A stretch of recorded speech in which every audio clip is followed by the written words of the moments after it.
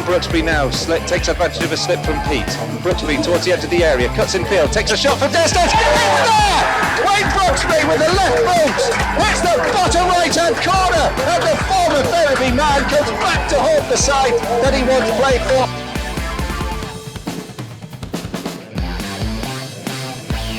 Good afternoon and welcome to Guiseley Radio, where once again we are on the road with Guiseley AFC. Here we are today at Aggborough, home of Kidderminster Harriers and home, I'm pleased to say, of the best pies we've had all season. Now Kiddy have had a torrid time of it lately, and they, over the Christmas and New Year period, have let 14 first team players go. So it's a sort of a makeshift side for the Harriers, for the team at the bottom of the Vanarama National League. But this is a must-win game for both sides. 3 points absolutely vital to maintain Guiseley's unbeaten start to 2016. And remember, we've only got one win on the road, that solitary victory against Braintree back in September.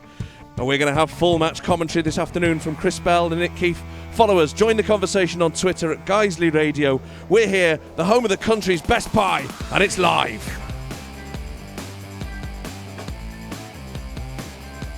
Brooksby now on the edge of the 18-yard box, comes charging in, plays the ball across the base of goal. Put into the back of the net, and it's Adam Boys who has scored Guiseley's third. The Lions are in dreamland this evening.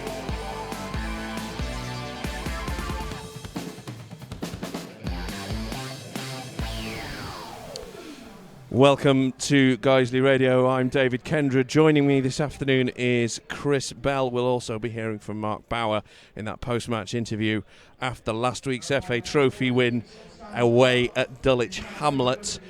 So confidence is high going into 2016. Guiseley have made an unbeaten start to proceedings in this calendar year, and we are looking to maintain that and to get a vital 3 points on the road against a Kidderminster team perhaps struggling a little to name all of their players today. Joining me this afternoon, Chris Bell for the build-up. Chris, how are we doing? How are we feeling about today? Yeah, tense. I think tense is the word in question. You know, it's a massive game for both sides. Kidderminster desperate for the points, 14 points for them all season. If they are going to mount a comeback of some form and a bit of a revival, it's got to come now. For Guiseley, as you say, good start to 2016. Good point Wake Grimsby in the league. Then that good win last week at Dulwich in the FA Trophy. There's a good chance for Guiseley really to come and get what would only be their second away win of the season. So, as I say, it's going to be a tense game, I reckon. I can't see it being particularly open, but it's one which both sides desperate for 3 points. Fingers crossed for the Lions that we can get them. Fingers crossed indeed. You've got a sausage, Dave. Chris, I've got to say, I didn't concentrate entirely on what you were saying there, as a man just came past with a tray of chips and some sausages and just handed us. We're on a run of excellent away trips at the moment after last week at Dulwich Hamlet, and then Kiddy just come along and just offer you chips and a sausage. I've got a sausage. Well, anyway. Somebody take a picture of Dave, quick. Somebody get a picture of me with his ham. It's a good sausage too. I can confirm. Meeting on the radio, tremendously unprofessional, but there we go. The pictures there we go. Will be on the Guiseley Radio That's a picture shortly. Coming to Twitter very soon.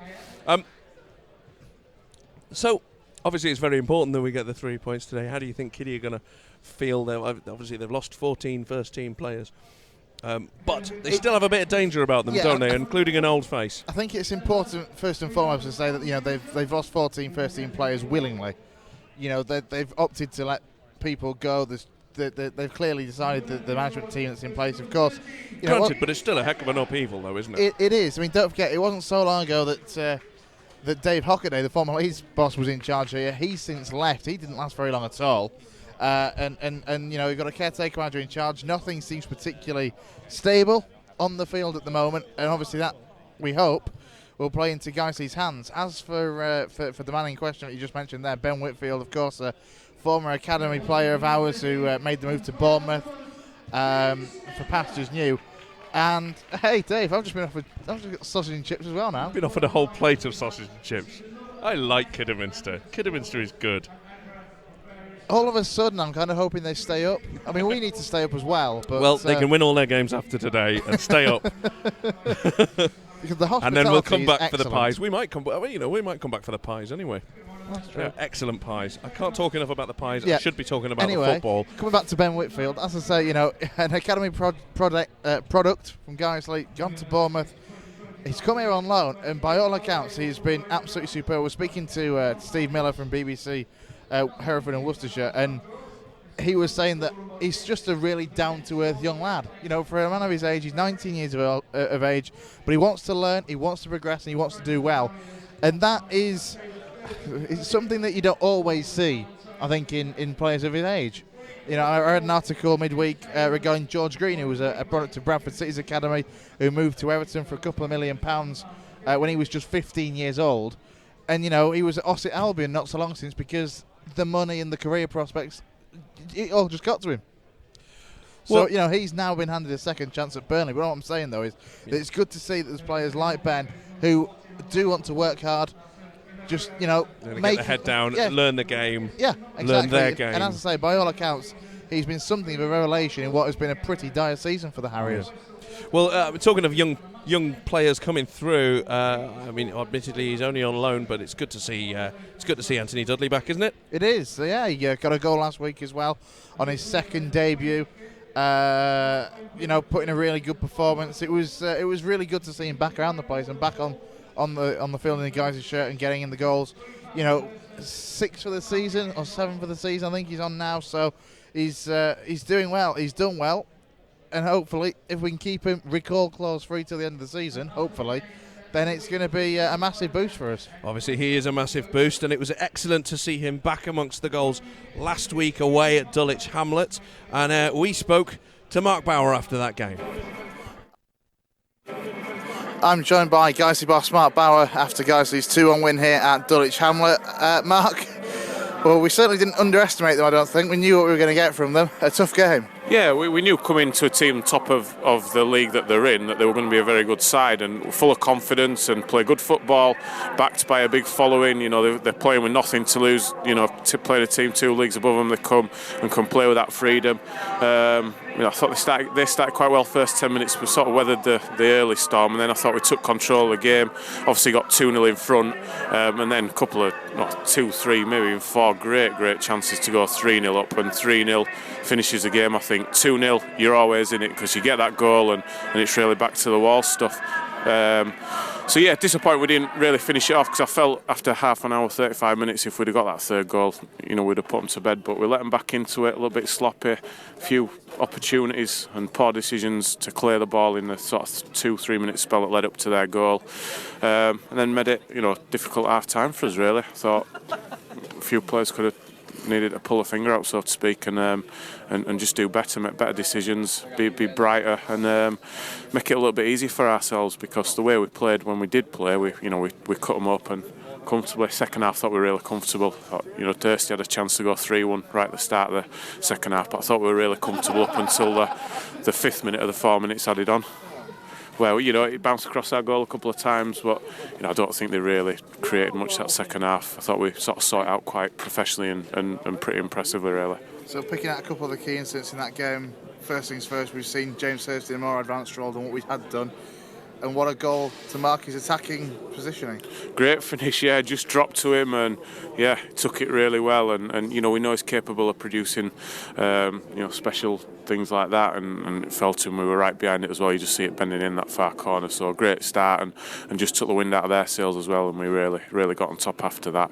Estes played a little bit more advanced for Torquay than he's done in most of the games he's played for us, and was their top scorer there, so we brought him in to play down that right hand side. He might play right back, he might play a bit further pushed on, and I think you saw how we can get forward and create problems, and he's probably disappointed with himself that he's not going away with 2 goals today. And as you touched on before, how frustrated were you to end up conceding just before half time? Yeah, it was very frustrating. Set piece, that kid that we'd warned the players about, he scored 2 goals in his last 2 games, has a good run and good spring, but the ball just kind of died. Drenchy half came for it and didn't come, and then it ended up in our net. But it was coming for a minute or 2 before that. Drenchy had to make an unbelievable save in that little spell that they had, and you just like to have thought that we'd have seen it through. But to be fair, he thought having scored that goal before half time, it gives them a real lift, and I thought they would have come out and put us under a bit more pressure, but I felt that we imposed ourselves really well second half, controlled it, defended well when we had to do, looked solid, and really just a little bit more in and around the box. We could have probably got another goal, but tricky tie. Glad that we've no replay to deal with, and really pleased to get through. And looking forward now back to league matters and what is in our current situation a massive game, going to another side that's down there. Yeah, Kidderminster, they've not played for a while, and I think they're due to play Cheltenham on Tuesday night, and I believe Cheltenham have drawn today, so they're going to be off again, so they're going to be a long time without a game, so they'll be fresh and they've had plenty of time to work on things, but equally we know from our own point of view that sometimes you can be a little bit rusty going into games as well, so big game, we've got ourselves in a position in the league that if we can just string a couple of results together, we can get ourselves right up towards mid-table. If we don't, and we don't take points in the next few games, then we're going to get sucked into that bottom 4 area. So, big game, good for the lads to get work out today, and players coming back. Rob and Ben Parker in the squad today, and people will be coming back next week as well. So we'll have a good pool of players to pick from this week. We'll have to work hard in training, and we know we're going there. It'll be a tough game, because I think the games they've lost recently, they've only been by narrow margins. So vital game for us, and we'll look forward to it, and hopefully we can show that resilience we showed at Grimsby, and to be fair, at time or the game today really looked solid and strong, and looked dangerous on the counter attack and when we had the ball ourselves. But yeah, I think now we're out through in this cup, we're going to be a lot of away games coming up as well, so deal with that, do what we can, and look forward to the games. Yeah, an away draw in the next round I think will take place on Saturday the 6th of February, which will then push the Tranmere game back. I think that moves the Tranmere game, so potentially if we're drawn away on Saturday, I think we'll have something like 7 Saturdays away Can you remember what Nethermore looks like? No, we've seen pictures of it. I've heard they've built some houses on it.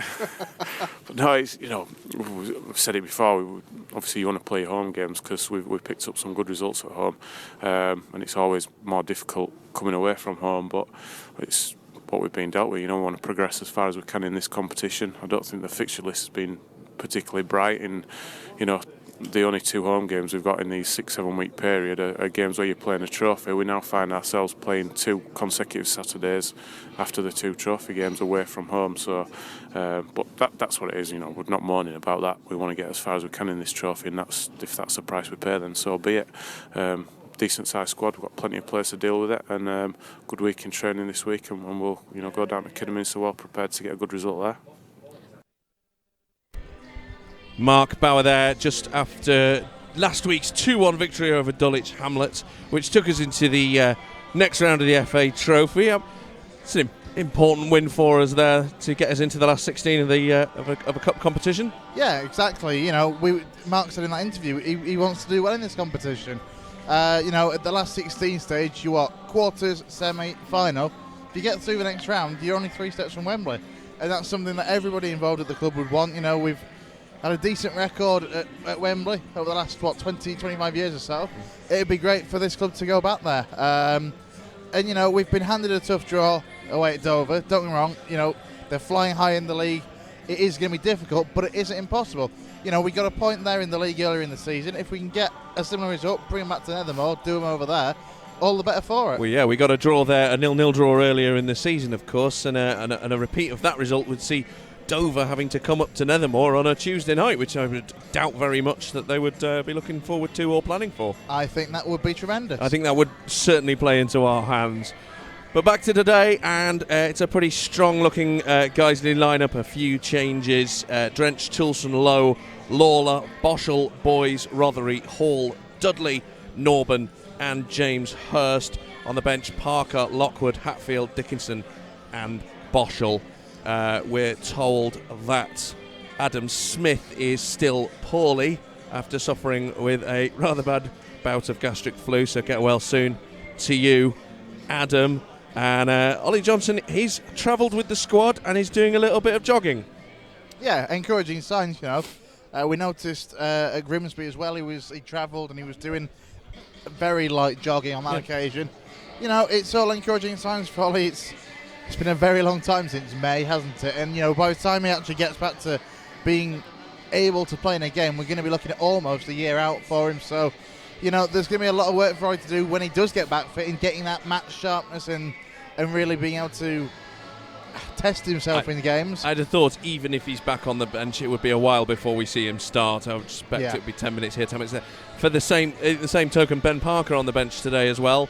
How important it is to get him fit, especially for what is a very, very tricky second half of the season for the Lions. And he is back on the bench today and maybe get 20 minutes at the end of the game. Yeah, he came off the bench, Dulwich last week again. You'd hope that if he can just get off the bench and again get that little bit of game time to add to his match sharpness, would be all the better for it. At the end of the day, he's the captain of this club. It kind of seems slightly forgotten almost because he's been that in and out this season with injuries, more out than in, sadly. But when he's back, he's a great leader on the pitch. He's a Leeds boy through and through. He loves the club that he's joined as well. So, it would be, of course, a great benefit to get someone of Ben's capability back into the starting lineup. It's been excellent this season, actually. Even though he's not played a great deal, we did lose Danny Ellis last summer, and to have that sort of leadership figure again, he's ready just to step in like Ben Parker has done. It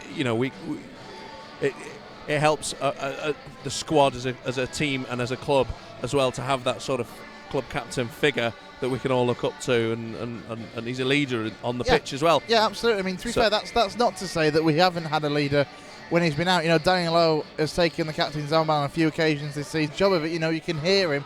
We know the kind of player that Daniel Lowe is, for example. He loves to get forward as well, but he's excellent defensively. He's very vocal. He makes sure that, the defensive, the centre halves that are alongside him, that's what you need, especially for a side, obviously, such as ourselves, looking at staying in the league, what it's all about. Now, obviously, tremendously some of the table, 2 wins under their belt, but and Guiseley had a good, solid first half. Maybe that result against Grimsby on the 2nd of January was perhaps the first surprise point that we've got this season. Would you agree? I don't know. Yeah. A point away at Wrexham as well. It was a surprise as well. But against the teams that we need to get results against, the table now is tightening. It is tightening the relegation zone. Plus that team have two hand on us. But we are definitely, say it, in a relegation battle, which makes this game all the more important to get a victory out of. Yeah, this is, I said at the start, until we get back at, because massive game, Kidderminster, this is a game they've got to win. They want to have any hope against us. For guys like this, to win because it will almost cut Kidderminster. This music doesn't help, Dave. There's some tense, wonderful music to help my mood right now. We've heard samples of tense pre-match, but the teams are just faithful are in place. It's a 6-pointer, and we'll take you through it with Chris Bell and Nik Keefe. Thank you very much, David. The 2 team lineups for you now, starting with the home side for Kidderminster. Dean Snecker is in goal, then Jared Hodgkin, captain, Kelvin Langmead, Matthew Barnahua, Usman Farno, McQuilkin, and Elton. On the bench for Kidderminster, Luke Maxwell, Gurjit Singh, Amari Patrick, Tyra, and Johnny. Stephen Drench is in goal, Ryan Toulson at right back, Danny Lowe, the captain, Jake Lawler and Danny Hall will be the centre halves, with Danny Boschel and Oliver Norburn making up 2 central midfielders. James Hurst will be on the left, but allowed to drift infield to be that little bit more creative as we know he can be. And that leaves Adam Boyes and Anthony Dudley. The plan for them, Nick, one behind the other, but when we're going forward, what a pairing that could be. Yeah, and brave for Mark to send them out to line up as potentially almost a front 2 today, using the almost sort of a more traditional 4-4-2 shape.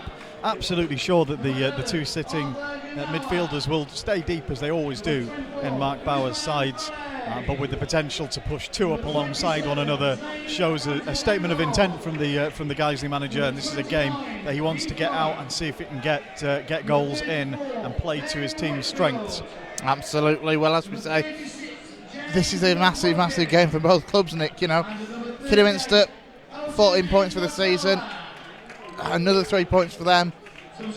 From their perspective, would hopefully really drag them back into the mix of looking to escape relegation. For Guiseley, it's all about avoiding dropping into that relegation zone. Well, quite simply, this is a game that if a draw happens, both teams will feel like this was an opportunity severely missed, and that gives you a clue of what's at stake for both sides. Both will treat it as a must-win.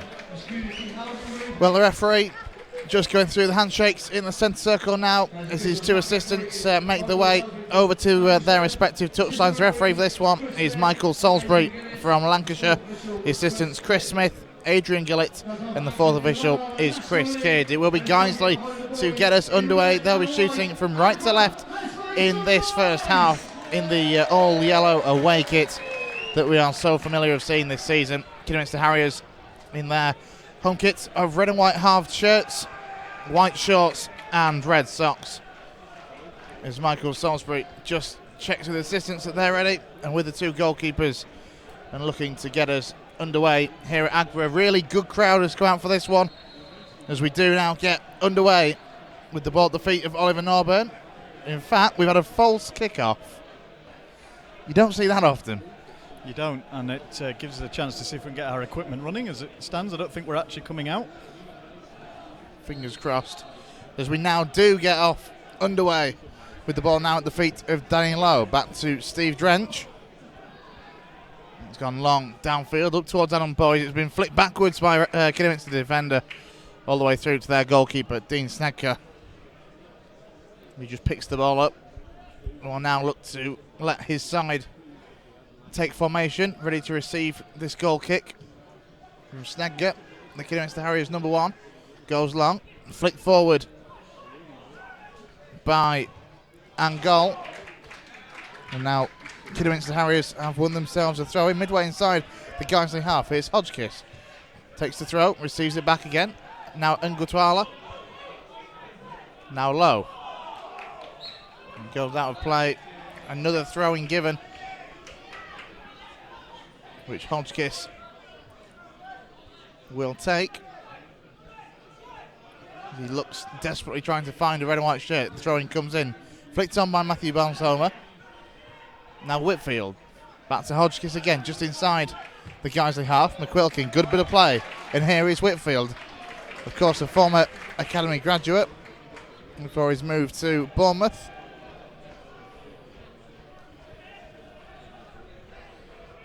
And now Hodgkiss again on this right hand side as Kidderminster look to come forward. Cleared away by Gavin Rothery, and this is one for Adam Boyce to chase. He's trying to put Lowe under some pressure. Lowe does well, sending that back to the goalkeeper, and it's cleared downfield. So a minute and a half gone, and on the face of it so far, all Kidderminster, Nick. Kidderminster looking comfortable on the ball in the early stages, happy to pass it around. Guiseley just about to restart with a throw-in, the first chance for them to get their foot on the ball and start moving it around. It is Toulson who's taken that throw now. Boys will chase as the ball is hooked out for a throw-in on that far side by Kelvin Langmead.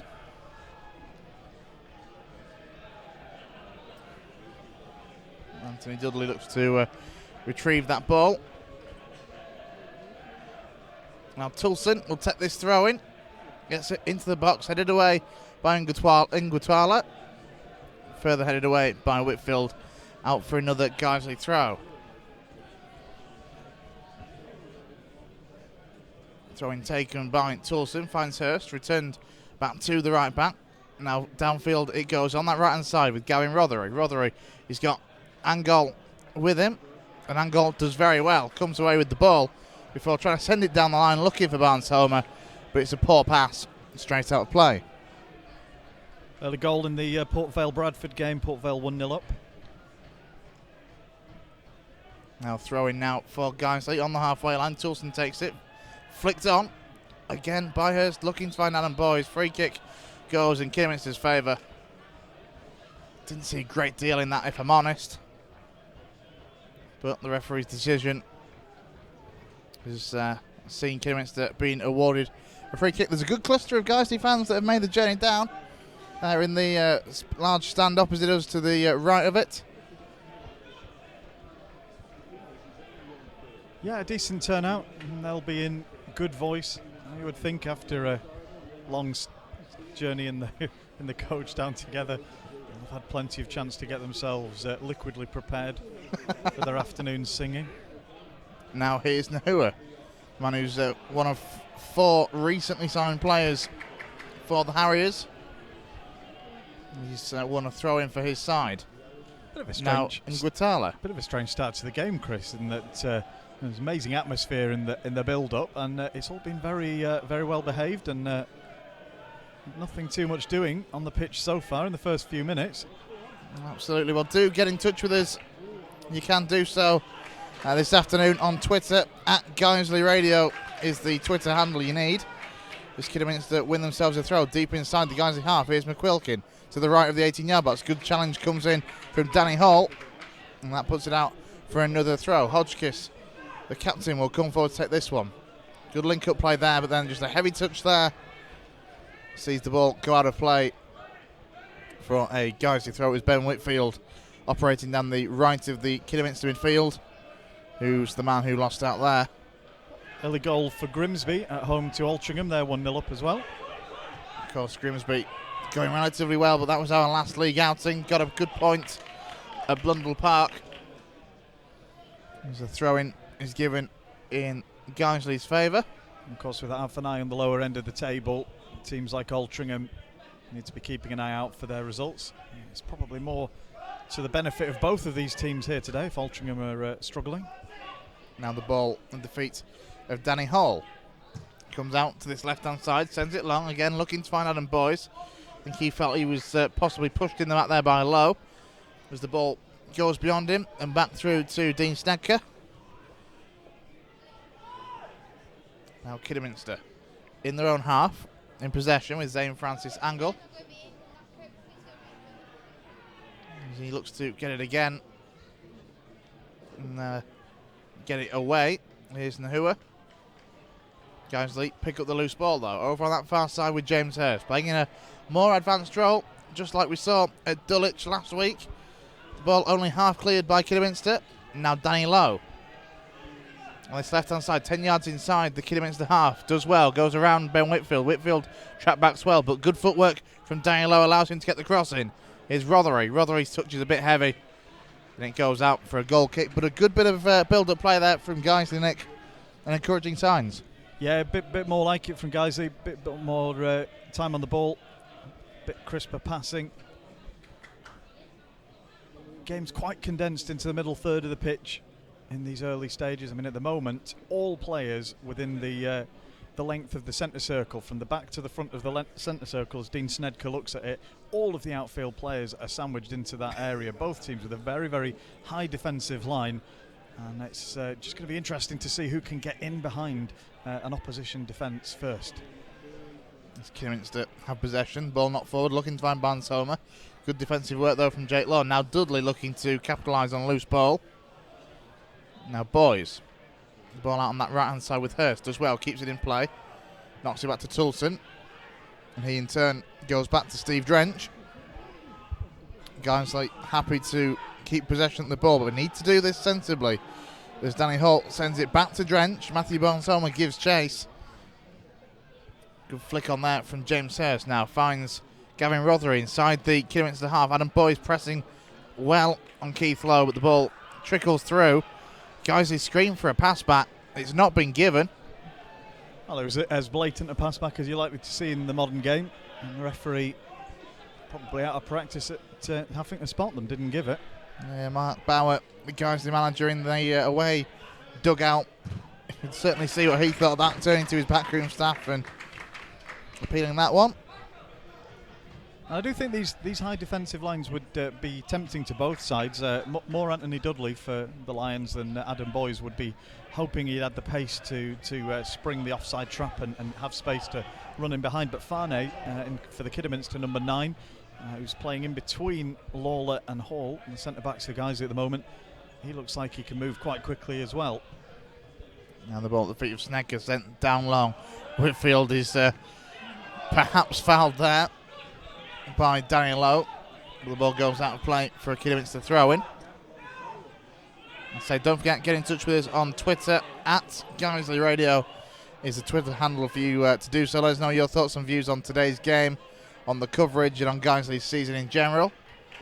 Ball forward from Drench, looking to find Boys. Boys, slight touch in the back was enough to take it away. At the moment, Kidderminster seem to be, when they're losing possession, picking it up quicker than Guiseley do when they lose it.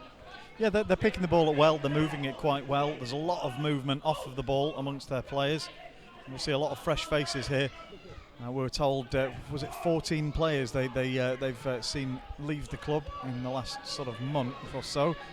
So there's a lot of people in here with a point to prove, not the least of whom is Ben Whitfield, who is moving around, coming in off of that right flank and generally looking for the ball. And it's good to see he's picked up some tips from the pro game in his time since leaving the Guiseley Academy. He's got a very fashionable haircut and he's wearing some of that extremely fashionable Kinesio tape on one of his legs under his shorts. So he's every bit the professional. Stepping back down to non-league now is our Ben. Our Ben. Odds on him scoring? I would imagine it's written, isn't it? Nearly certain. He has been in decent goal-scoring form since his loan move to Aggborough. As a free kick goes against Gavin Rothery. Rothery says he dived. I don't think he did, to be honest. Rothery certainly caught him. It was Nguatala who was trying to come away with the ball. Goal flash in the National League North. Worcester are 1-0 up away to our old friends at Fylde. Oh, we passed them on the way down. We did, didn't we? We saw the Worcester coach going up. They were stuck in traffic on the M6 going north as we were looking forward to our pies on the way down. Well, the free kick's been taken by Kidderminster. It doesn't amount to much as it rolls through to Drench. He just clears it downfield first time. Now Anthony Dudley looking to get in. He is in on goal. Anthony Dudley, the goalkeeper, comes out. Dudley does well. The ball comes across and it's been stabbed in by Adam Boys. But the offside flag is up on the far side. Anthony Dudley, well, he played it across to Adam Boys. And for me, he should have just put it in. There was a defender between the ball and the goal, but the goalkeeper Snecker was nowhere at that point. He'd gone round him already. And for me, Dudley should have just tried to get a shot off rather than doing the kind thing and squaring it to Boys. Well, it was awful dawdling in defence by Kidderminster. Dudley causing trouble there, pressing the centre-back. As you say, one-on-one, keeper beaten, defender covering, coming across. I'll just break off. Yeah, as Kidderminster now come down this right-hand side, here's Barnes-Homer. He looks to get the ball back to Jared Hodgkiss. Hodgkiss does well. Now Nahua. Now Nguatala goes for goal. Great strike. Going further away from goal than it first appeared.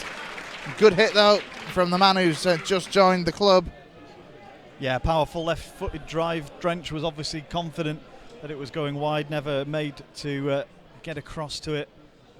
Just going back to that previous disallowed goal, Chris. The situation Dudley was in was the keeper had been stranded. Dudley was past him with the ball at his feet and a defender directly ahead of him and Boys to his right, and he's played Adam Boys in to close into an empty net. In fact, the defender was covering very well, nearly actually got across to even Boys' finish. Here's obviously Boys offside. Here's Nahua out for Kidderminster, arriving at goal. It's Nguatala. He gets the shot off straight into the hands of Stephen Drench, but far too easy there for the man with the number 38 on his back, Nguatala. He had that shot just a couple of moments ago, and he's already making himself a fan's favourite. Oh, fabulous run. Beat several Guiseley men. No challenge came in. It was a tame shot in the end, but it deserves something better after the build-up. Yeah, he probably shouldn't have got through, to be honest. As you say, no challenge came in, which is the worrying thing from Guiseley's perspective. Well, Guiseley need to learn who they're playing against. A lot of new faces, and very, very unpredictable game this, to travel to Aggborough today. And so far, Kidderminster will be very happy with how they've started. 13 minutes gone here at Aggborough. Kidderminster Harriers 0, Guiseley 0 here on Guiseley AFC Radio. Your commentary team and myself, Chris Bell. Alongside me is Nik Keefe. As I said earlier, do get in touch with us on Twitter At Guiseley Radio is the Twitter handle. We'd love to know your thoughts and views. Ben Whitfield's parent club, they're 1-0 up away to Sunderland in the Premier League sort of 6-pointer. That's a massive game in the Premiership. Absolutely. Yes, the Premiership. As we were discussing on the way down, we're not old-fashioned enough to call it the First Division, but not quite taken to Premier League either. Here's Nguatala again, now finds Whitfield. A couple of lovely touches there. Whitfield was caught though, goes down, play continues. Referee saw nothing wrong there though. With the ball now with Danny Lowe. Infield to Dudley. Dudley was pushed in the back by Hodgkiss, but the ball got away from him anyway. Now Hodgkiss again to Nguatala. Now here's McQuilkin, plays it across to Francis Angol, the left back. Now Nguatala again, good feet on him as he plays a great ball, looking to find the run of Zane Francis Angol. But it's just been picked up well by Guiseley. Now the ball played forward from James Hurst, giving Adam Boyce something to chase, and he's in behind Kelvin Langmead. The ball comes across, nobody really supporting. Dudley will put the pressure on though. Unfortunate there for Dudley. To be fair to Keith Lowe though, controlled it well, although his ball forward is a poor one. Here's Norburn, now Boschel. Back to Norburn. Now Gavin Rothery. Now Toulson. The ball back now with Lawler just inside the Guiseley half. Interesting decision this. First time we've seen the play slowed down. It was Norburn and Boschel who chose to just slow the ball down in midfield. Both teams moving really busily off the ball. All sorts of options available to both teams. Maybe the cool heads in midfield just trying to take the sting out of this frantic passage of play for a moment. Danny Lowe does well against Ben Whitfield. He's looked lively, but Danny Lowe has certainly got his card marked in this game. There's now Hurst, comes down the right hand side, gets the ball to the edge of the 18-yard box. Gavin Rothery goes for goal over the top. Good chance. He was always stretching. Always stretching for the ball there. As it looked to get away. He got something on it, but all he could do was lift it over the top of the crossbar. Again, good move though from Guiseley. Yeah, nice attempt that by Gavin. Just a little bit too much on his first touch. Just as he was touching it up in the air to set himself for a volley on the second drop, but it was just a little bit too high from his first touch. Ended up having to take the shot slightly sooner than he would have wanted, and the ball always just rising slightly over the bar. So goal kick now for Kidderminster. 16 gone. A couple of decent opportunities come Guiseley's way in the last 5 or 6 minutes or so. Now Hodgkiss being put under pressure by Dudley. Good feet though by Hodgkiss. Now Whitfield. Hodgkiss again sends it down the line, looking to find Matthew Barnshomer, the man who's on loan from Aldershot.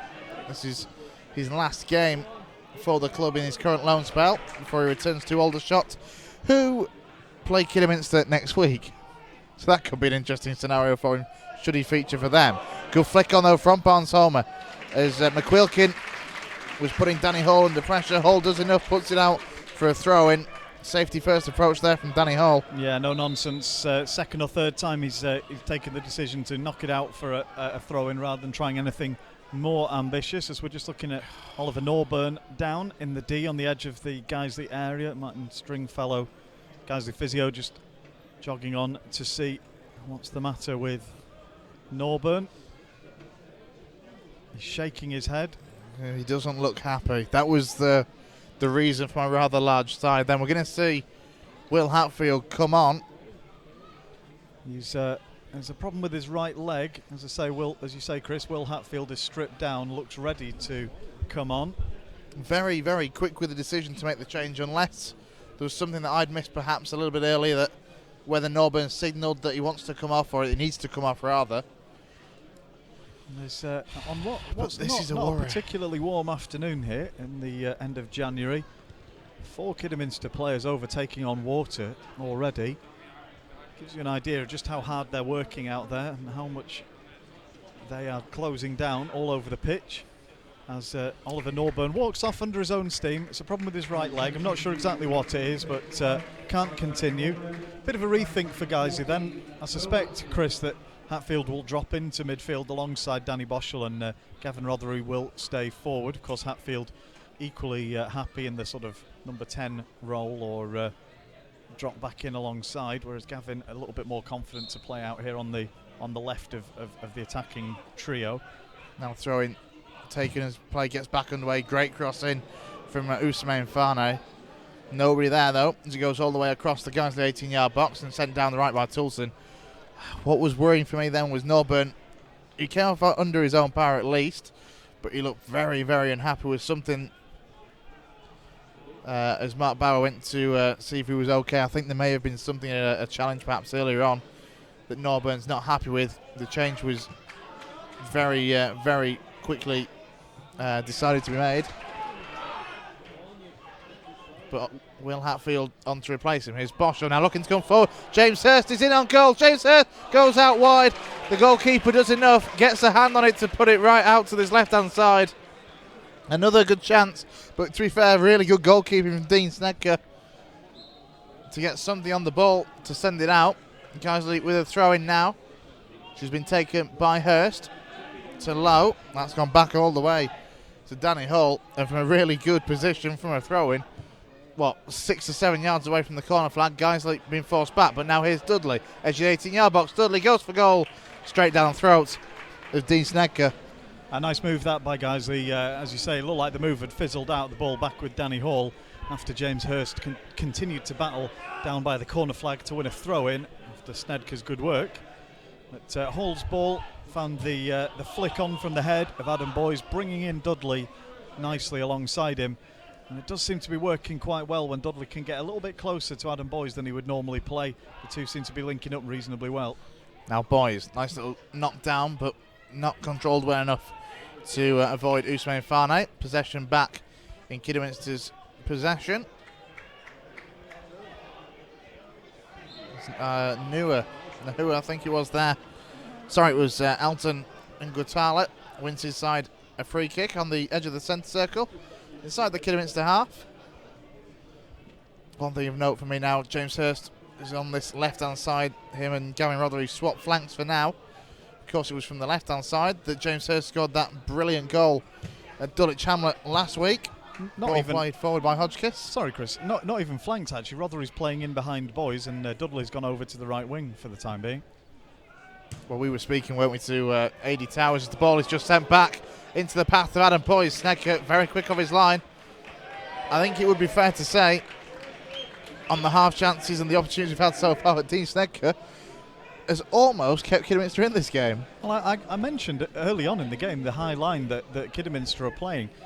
Guys, they've got in behind that line 3 times that I can think of already. We're only 21 minutes into this game. Snedker's been alert, he's come off his line well, and he's kept his team in it, but I think if this carries on, sooner or later, Dudley or Boyes will beat that trap and do something decisive that Snedker can't keep out. He's been the proverbial sweeper keeper so far. Yeah, and he's doing it well, but it's a risky tactic.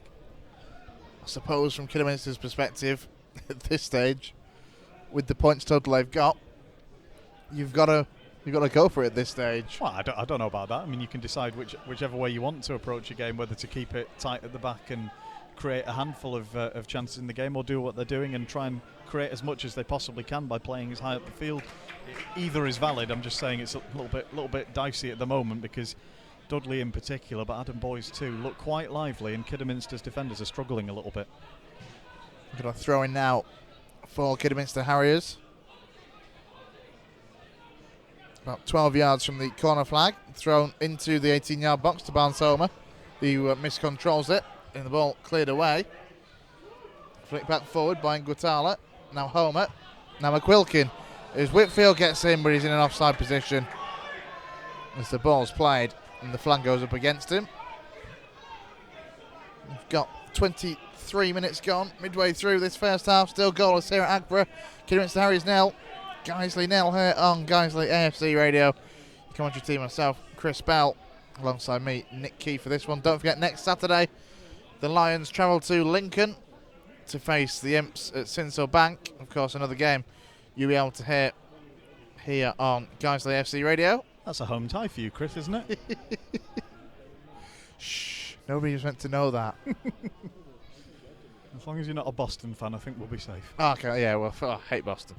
I've just said that publicly. You've shown your true colours at last. McQuilkin was chasing that slightly high foot on Danny Hall. Very optimistic chance from the Guiseley fans as nothing's done. It was Ben Whitfield, rather. It wasn't McQuilkin. It was, and I think ironic chanting from the Guiseley fans against Ben Whitfield. I don't think there's any malice intended. I don't think one of our most successful academy products. I was just thinking, they're giving it the "he's one of our own" chant. I don't think that happens to us with opposition players that often. Not so much. If at all. Stephen Drench now to take this free kick. Goes looking down the left channel. James Hurst goes up for it. The offside flag is up against him. That's his poor positioning, frankly, from a free kick in that situation to be immediately offside. It's very disappointing. Yeah, I need to concentrate. Just gives both teams a chance to reset. And it gives me a chance to actually catch up on a few goals. They're flying in all over the place. Tamworth are 3-0 up against Stalybridge already. We saw them as well. Aldershot are winning away at Macclesfield. That's a big result. A big score anyway early in that game. Worcester now 2-0 up against Fylde. Our old favourites North Ferriby are 1-0 up at home to Brackley. Grimsby now 2-0 up against Altrincham. So it's all happening. Goals all over the country. I think I just saw that Lincoln were one up at Wrexham there as well. You're absolutely right. I thought I'd given that. I do apologise. Yes, Lincoln are 1-0 up at Wrexham. And Carlisle, in their reopened ground today, where York had to get changed in the car park by the sounds of it, they're 1-0 up at home to York. Yeah, apparently they've put temporary showers for the away dressing room in the car park. Good on them. Of course, to be fair to Carlisle, with all the terrible flooding they've had, it seems like a long time coming for them to be able to move back into Brunton Park. As Kidderminster now look to come forward on the halfway line, but Danny Boschel intercepts well. Here's Gavin Rothery now. Turns, spins away from two, gets the ball across to Daniel Lowe on this left-hand side. Nobody closing down too well as Hurst comes out to be an option. The cross comes in from Lowe, just a little bit too close to the goalkeeper. Snedker, who does well and comes and collects that with relative ease. Disappointing cross that from Lowe at the end of what had been a good move after Guiseley were presented with the ball, really, by a mistake in midfield. And Lowe had got himself in a lot of space out here on the left, but just floated it straight into the edge of the 6-yard box. Into the hands of Snedker, who's been very tidy in the first 25 minutes in the Kidderminster goal. It's been a good game so far. I think I've been thoroughly entertained despite the lack of goals. There's been some half chances, mainly for Guiseley, it has to be said, but Dean Snedker in the Kidderminster goal has done very well. Now Boschel, Rothery goes down, he's caught by Nguatala. Yeah, that's been brewing in midfield actually. He's a feisty little chap, isn't he, Nguatala? He is, and he left something on Gavin there, correctly giving a free kick. Yeah, I think what's worked well since the early part of the game, Chris, has been that Danny Boschel in particular, obviously since Norburn's gone off, has just tried to take this frantic sort of panicky approach out of the game in midfield, just trying to impose a bit more of a bit more control, a bit more of a regular tempo on the ball. Free kick now for Guiseley, midway inside the Kidderminster half, taken up towards that back post, comes out as far as Ryan Toulson, who goes for goal. That wasn't too far over. It may have been a little bit more wide than it looks from our angle, but from our angle that was very, very close to the top of the crossbar as he struck it right-footed on the volley. I don't think it was as close to the post as it was to the crossbar. I think that was well wide, but he certainly got something behind it. Yeah, I didn't know he had that in his locker. That was an Oliver Norburn trick. Well, and that, to be fair, that's one of my slight concerns actually, that we're not going to see a wonder goal because we know what he's capable of, and he is good at them. Well, I think when you bring players into the squad, you hope to raise the competition, and James Hurst being a right back by trade and someone with a pile driver shot, maybe Ryan's decided he's going to take any opportunities that sit up nicely for him like that. Now Hatfield spreads it across to Toulson up on the halfway line. Into Hurst. Just returns the ball to the Guiseley right back. Sent down the line well. Now Rothery miscontrols it. And St. Francis Angol will do well to marshal this. And does very well to marshal that out of play as Rothery was harrying and chasing. Just while it's quiet then, Chris, tell us about your pie, because you controversially went for not the Kidderminster pie. You went for... I went for the chicken and mushroom option. Okay. Very nice it was too. A lovely chicken and mushroom stew type thing on top of a cracking bed of rice. There was rice in a pie. I know that sounds like the worst Snakes of a Plane remake. You can Rice imagine. in a pie. Rice in a pie, but nonetheless, that's what happened, was it? There was rice in your pie. And a wonderful puff pastry top. It was really, really good. To be fair, Kidderminster, every year when the Price of Football survey comes out, Kidderminster always get a generic bad press, but actually their food is worth every penny. Yeah, well, it's not comparing like with like, as we've discovered. There wasn't a single traditional pie in that sense, was there? There wasn't. And everything's handmade on site as well. I feel like I'm now just advertising the food, but it is that good. Oh, it's fine. I only came for the food. I will be at Lincoln next week. It's an hour and a half closer, but I won't be there. We've got a throw in now for Kidderminster as we try and switch off from Pie Advisor. I really hope Dave and Colin aren't listening to what we're doing to this in their absence. They've gone and sat down to watch the game like fans, and we're up here destroying it with pie-based discussion. Pie hour. To be fair, that's probably still not long enough to talk about how good the... Let's just get back on with the game. Danny Lowe takes a throw in now, deep inside the Kidderminster half. Here's Hatfield. Looks to lift it to the edge of the 18-yard box. It's been brought away, though, by Nguatala. A little bit heavy his touch there as Danny Boschel cleans up. And Boschel, there again, does well to dive out of the way of a tackle from McQuilkin before playing the ball over to Ryan Toulson. The ball comes across the edge of the 18-yard box. Almost drops kindly there for Will Hatfield, who was on the edge of the 18-yard box, but it's been cleared for another throw for Guiseley. Now Hurst back in field to Lawler inside the centre circle.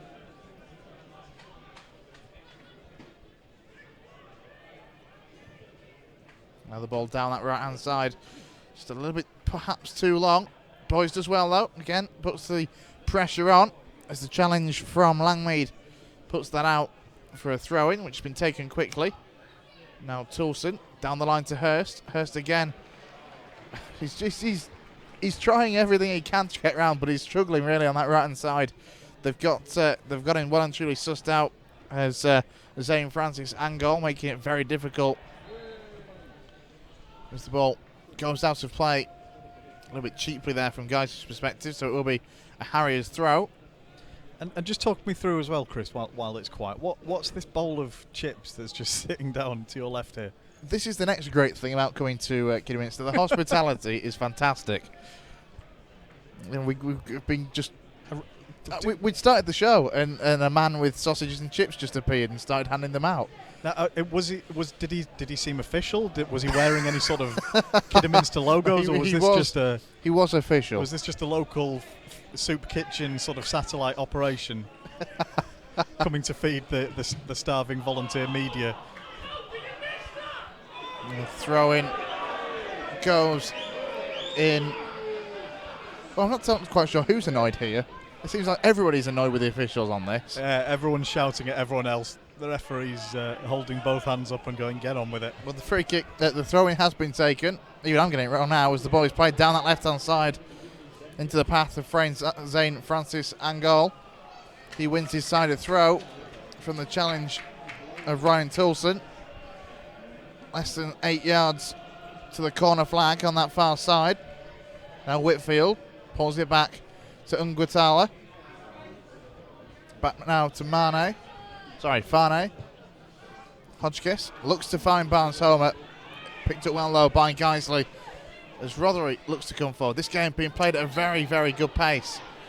Fane brings down Gavin Rothery. Free kick goes in Guiseley's favour. Certainly caught him. Rothery wants to take it from completely the wrong position. Yeah. There's a couple more goals. Welling are 1-0 up at home to Barrow now. That's relevant to us. Oh, that's a massive game. Gateshead are 1-0 up at Torquay, which is probably the longest journey for a team playing in football in England today. So, free kick for Guiseley. Danny Hull takes this one, drops it into the 18-yard box. Well, over a kick comes in, almost drops for Anthony Dudley. The overhead kick came in. Was it Gavin Rothery? I think it was Gavin Rothery that went for the spectacular. His shot came in with the overhead kick, took a deflection, almost dropped to Dudley. He was being marked well. He got a shot off, which takes a deflection. And Guiseley have got themselves a corner. 34 gone. Still goalless here at Aggborough. It was nearly spectacular, that, and Dudley's shot hammered it straight into the shin of a Kidderminster defender who's still limping. Couldn't tell whether it was Hurst or not. Danny Lowe now goes for goal, drives it towards, been blocked. Ball comes back across from Danny Boschel. Great touch from James Hurst to keep it in play, but then his second touch was poor. Gives it away. Was the commentator's curse ever so quick to take effect as that piece there, where with his first touch, James Hurst brought a crossfield ball down beautifully, and with the second he stood on it, fell over, went face first down into the ground, and the whole thing fizzled out. Oh dear. Sorry, James. He's a good player. He's working really hard down there, as you say. He's not quite bested his man yet, but he's trying everything he can. It's like watching and he can score. He's a right-sided utility man that was Torquay's top goal scorer when he came to us with 7. So it tells you all you need to know about James Hurst. Meanwhile, Kidderminster in the Guiseley half. Good link-up play between Nahua and Hodgkiss as the ball comes in. Matthew Barnes-Homer goes up, headed away, only out as far as Ngwatala, who's caught.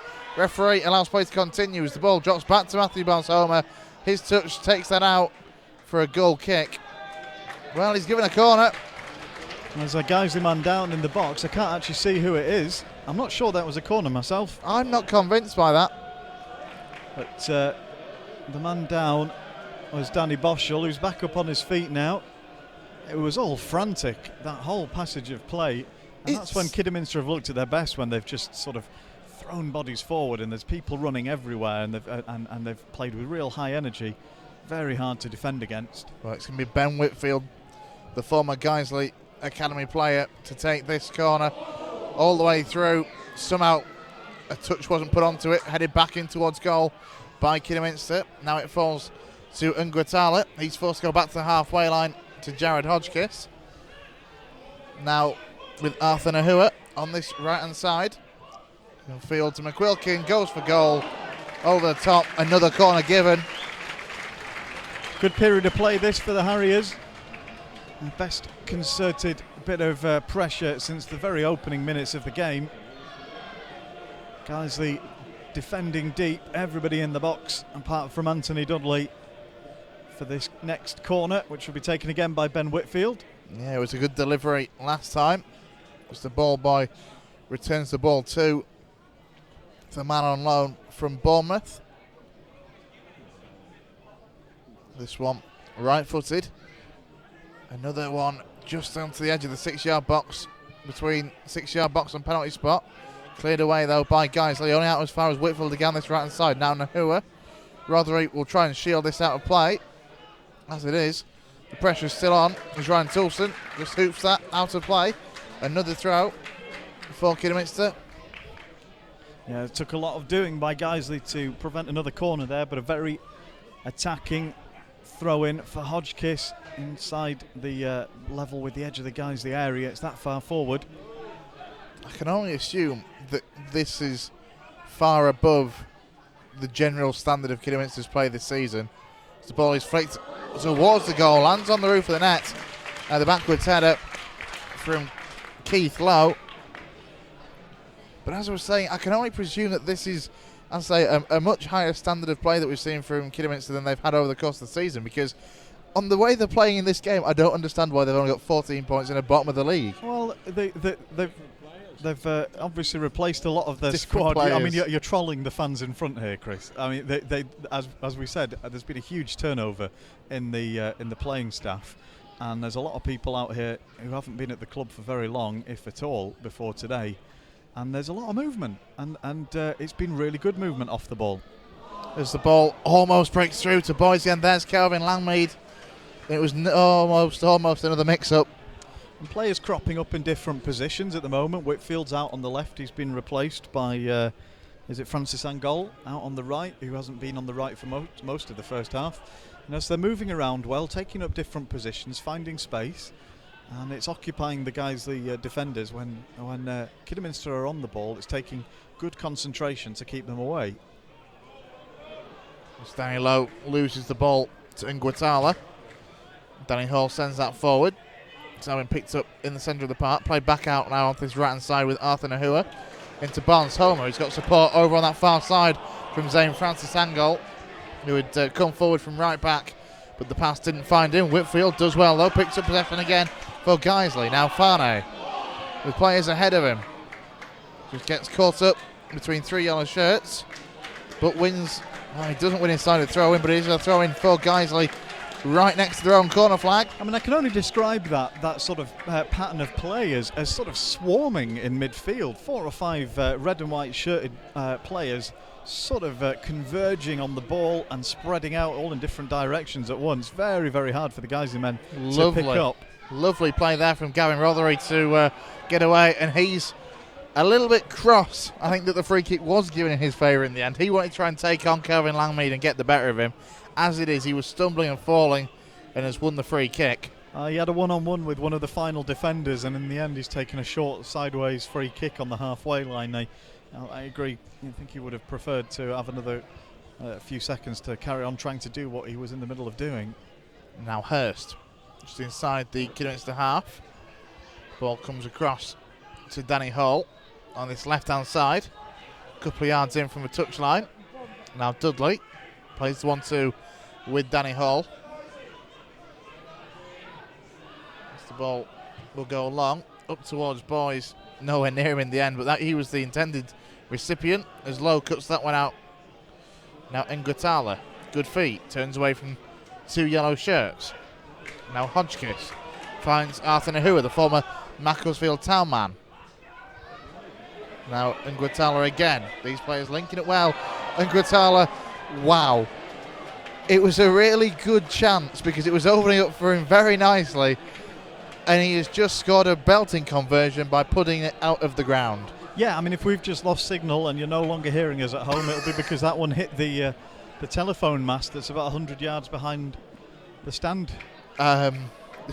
Anyway, moving on. He created the space brilliantly. But prior to that, Guiseley, with Danny Hall, was sort of stood with the ball for what seemed like an age. Guiseley just looked sort of mentally tired, just almost shell-shocked for a moment, just short of ideas, because they'd been using all their energy on trying to close down and keep out what had been a really good passage of play by Kidderminster. Suddenly they had no ideas of their own when they were in possession.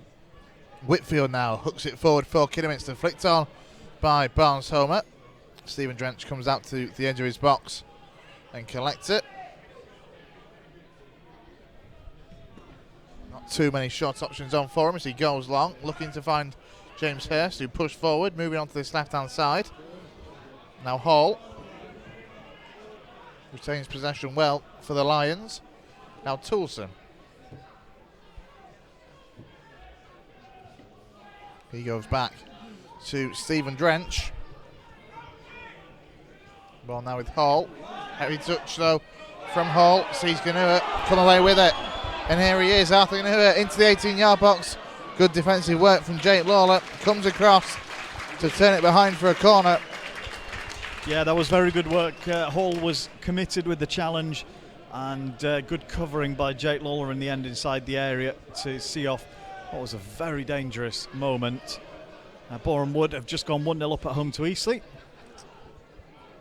And Wrexham and Lincoln City is now 1-1. Corner now for the Harriers. Whitfield will take. Again, it's a good delivery. Headed up into the air by James Hurst though. No real direction.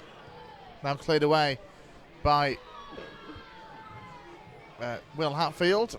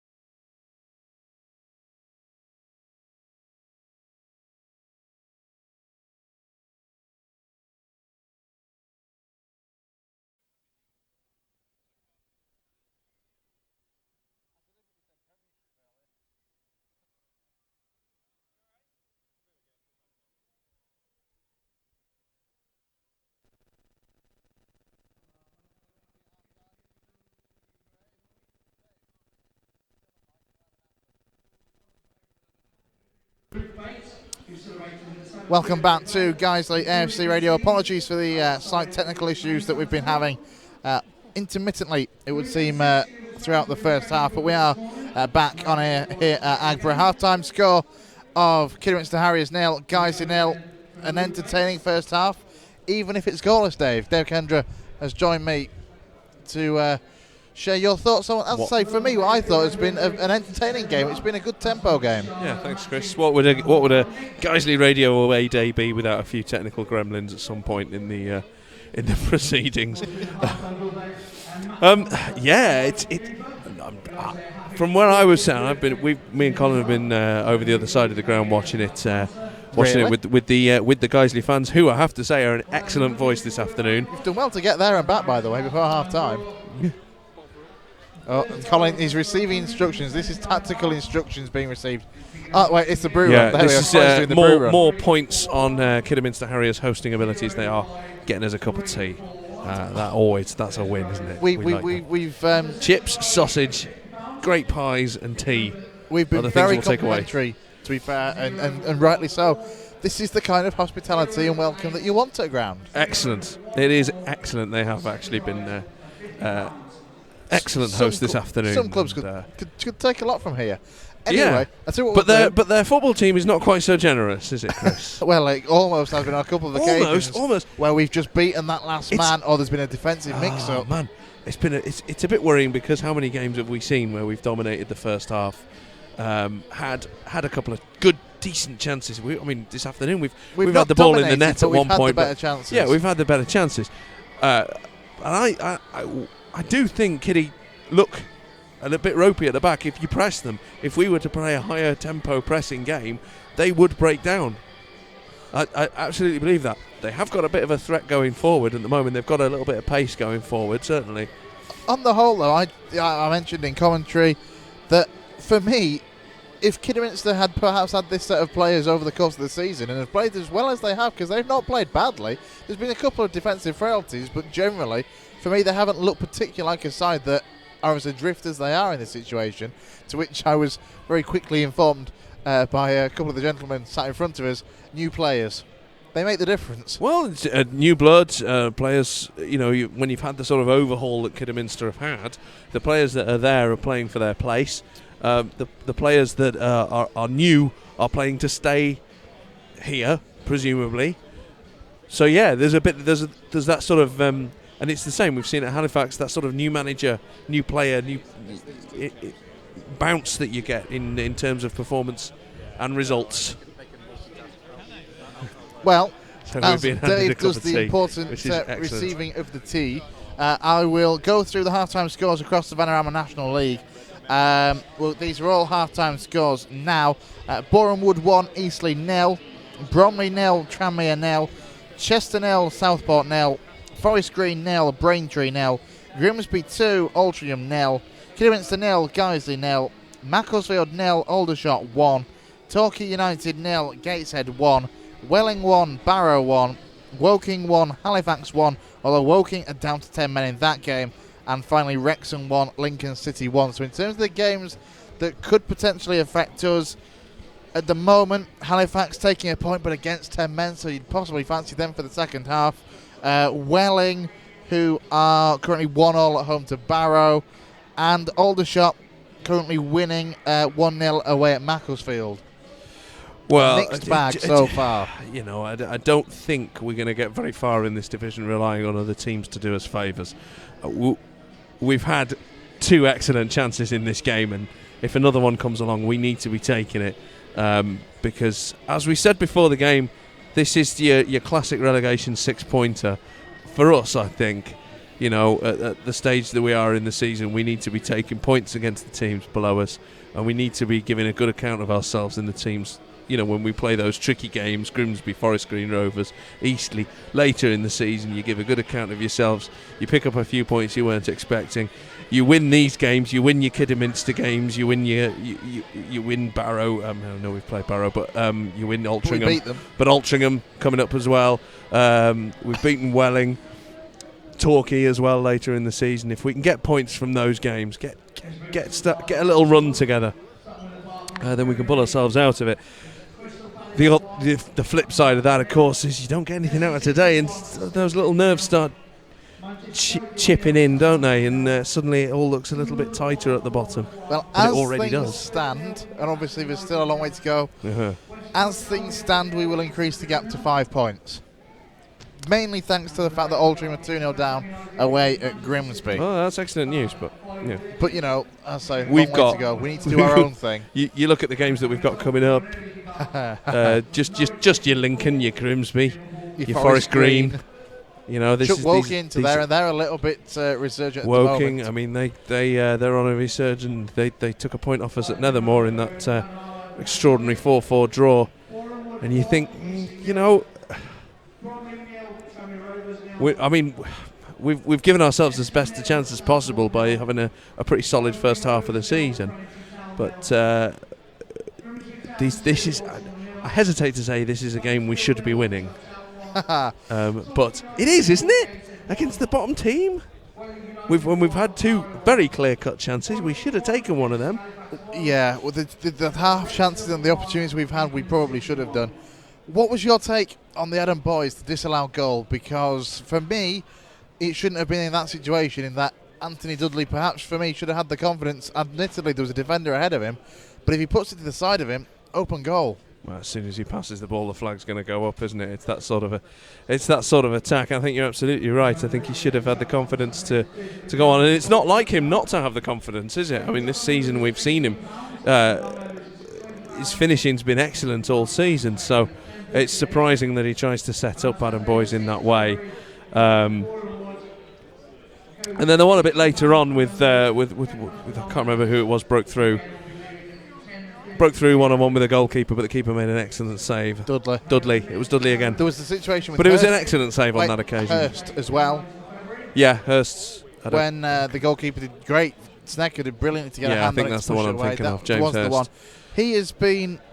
He's kept his side in this for me as Dean Snecker. He's been the proverbial sweeper keeper at times, but when that defence has let him down, he has done very, very well in the Kidderminster goal. Yeah, he's playing very well. And there are reasons to be cheerful from Guiseley's point of view in terms of the way James Hurst's got up and down on the right-hand side. He's found a couple of decent balls into the box, which has caused a bit of trouble in the Kidderminster defence, which, as I say, doesn't look particularly settled, doesn't look particularly organised, but certainly going forward, Kidderminster do represent a threat. And I'm not sure that Guiseley have settled as well as they might have wanted to in that defence. Granted, you're missing your 2 first choice central defenders, but Danny Hall and Jake Lawler have played there for a while now. They're no mugs, and they'll be looking to do better, I think. They're in the second forming half. a good partnership. It's forming a good partnership, and Jake Lawler looks. I have to say, I think Jake Lawler looks a lot more confident in central defender. I prefer him at centre back than he has centre mid early in the this season. And but talking of that, of course, you know, it's good to see Lockwood coming back, and Atkinson's a few games away from returning to the side. But then we've lost Oliver Norburn, of course, after 15 minutes in. It looked like he'd pulled something. The one negative on a generally sound and solid first half from Guiseley, Oliver Norburn, and he didn't look happy when he went off. It was definitely through injury. He was pointing to the back of his leg. We saw him pointing to the back of his leg and trying to stretch his leg out, so we think he's maybe pinged a hamstring or something like that. You hope it's not. Don't say that word. Well, you hope it's not, because that would be pretty much the end of his season. But he did walk off. He'd walked off looking a bit uncomfortable, but not. It didn't look catastrophic, if you know what I mean. Yeah. So you hope it's not as bad as all that. The positive is, you pull him off now, and he can play in a couple of weeks. The positive is he walked off, rather than needing to be stretched absolutely. off. He So walked off, and on this occasion, you just happen to have a ready-made replacement in Will Hatfield there. So you've got a player who can play that position, who's played that position this season, and can come straight on. And going forward, you lose it. If we lost anyone else, you've got Jake Lawler that can come back into that position. So we've got some cover there. Absolutely. Well, as we say, half-time here at Aggborough, goalless between these two sides. Not for the want of trying, though, from Guiseley's perspective. They've had a couple of half chances. As regards at the other end, Stephen Drench hasn't really had a save to make. No, he hasn't. The chances that Kidderminster have carved out. The build-up play has been good from Kidderminster. The build-up's been better than the finishing from their point of view. They'll be looking to improve that in the second half, almost certainly. And but yeah, I think nothing more than a concentrated and careful performance in this second half. Nothing less rather than a concentrated and careful performance in this second half will see Guiseley through. I think there's a couple more chances in it for us somewhere along the line, but it's how important it is that we start taking those chances. I do completely agree. Hopefully, if we keep working, the result will come. The Kidderminster players are now just making their way back out, as are the Lions as well. And as things stand, goalless at the break, all to play for in this second half. This is the great escape, isn't it, Nick? Yeah, it is, Chris. That's good. That's good radio, that. If you throw it to me before I've got the mic. Just keeping you on your toes, Nick. Just keeping you on your toes. I was trying to sit down. Well, I think this music tells you all you need to know actually about Kidderminster. They still believe that the Great Escape could be on. Obviously for them, they need to get a result today. They need to get a win today. As we said before, under point, in the general scheme of things, doesn't really help either side. But, as I say, as things stand, Guiseley will increase that from 4 to 5 points, the gap above the bottom 4. We will, of course, keep you up to date via Nik Keefe as Kidderminster get us back underway now for this second half. Yeah, and just on that, apologies, I did give out a Premier League score in the first half, and we don't normally do that. I think I was just doing it because it was Ben Whitfield's club Bournemouth, the game involving them. But yeah, it's not what we normally do, so sorry if that spoiled anyone's evening on Match of the Day tonight. It's only one result though, and it is relevant because of Ben Whitfield. It would be great to see him try and break through at a club like Bournemouth, to be fair. As Kidderminster now look to try and come forward. Yeah, his game actually suits the style of football there as well. Obviously completely different ends of the football pyramid really at the moment. He can only go out and get first team experience and see if he can work his way up. As Danny Lowe now sends the ball down the left hand side. It's been picked up though by Kidderminster. The ball goes out of play though for a Guiseley throw midway inside the Harriers half, as Guiseley now shoot from left to right towards the empty terracing to our right hand side. Just a few Guiseley flags that have been tied onto the bars in the terracing. Ball back now with Steve Drench. Sends it downfield. Adam Boys will look to get somebody on this. Langmead flicks that away. All the way through to Stephen Drench, in fact, in the Guiseley goal. So we'll go through the two team lineups for you now. If we can just get a break in play, although Rothery now looks to come forward with the ball at his feet. Challenge comes in well. Now Kidderminster can look to come forward themselves. So the two lineups for Kidderminster: Dean Snecker, Jared Hodgkiss, Calvin Langmead, Matthew Barnes-Homer, Arthur Nahua, Usman Fane, Zane Francis Angle, Keith Lowe, Ben Whitfield, James McQuilkin and Elton Ngutala. Then for the Lions, Steve Drench, Ryan Toulson, Danny Lowe, Jake Lawler, Danny Boschel, Adam Boys, Gavin Rothery, Danny Hall, Anthony Dudley, Oliver Norburn and James Hurst was the starting lineup, but Oliver Norburn went off 15 minutes in to be replaced by Will Hatfield. So the remaining subs on the bench for Guiseley: Ben Parker, Adam Lockwood, Liam Dickinson and Nicky Boschel. And the 5 subs for Kidderminster: Luke Maxwell, Gurjit Singh, Amari Patrick, Tyrone Williams and Johnny Brown. In Gurjit Singh and Amari Patrick, there's promising goal scoring prospects there for Kidderminster should they opt to use them. As the ball is sent forward by Snecker, headed away by Jake Lawler. Now Danny Hall with the ball at his feet. There's a good ball over this right hand side, finds James Hurst. Flag goes up against him. So it will be a free kick to Kidderminster. We've played 3 minutes of the second half, Nick. How have you seen this opening stages of the second half? Much the same as it ended in the first. Both teams looking bright, good movement, high defensive lines, higher by Kidderminster than by Guiseley. And good moves, but no decisive final product from either side as yet. Free kick taken by Kidderminster, defended well by Guiseley. Comes back to Keith Lowe in the Harriers defensive line. Boys look to just get away. Nodded forward though by Danny Boschel out to that left hand side. And here's Danny Lowe. Now Hatfield. Now Boschel on the halfway line. Lawler. His ball across that right hand side is a bit of an asking one, to say the least. The attendance has been handed to me, 1,431, with 57 travelling down from West Yorkshire. It's 57 pies sold, I would assume, at least, plus the 3 to our media team up here.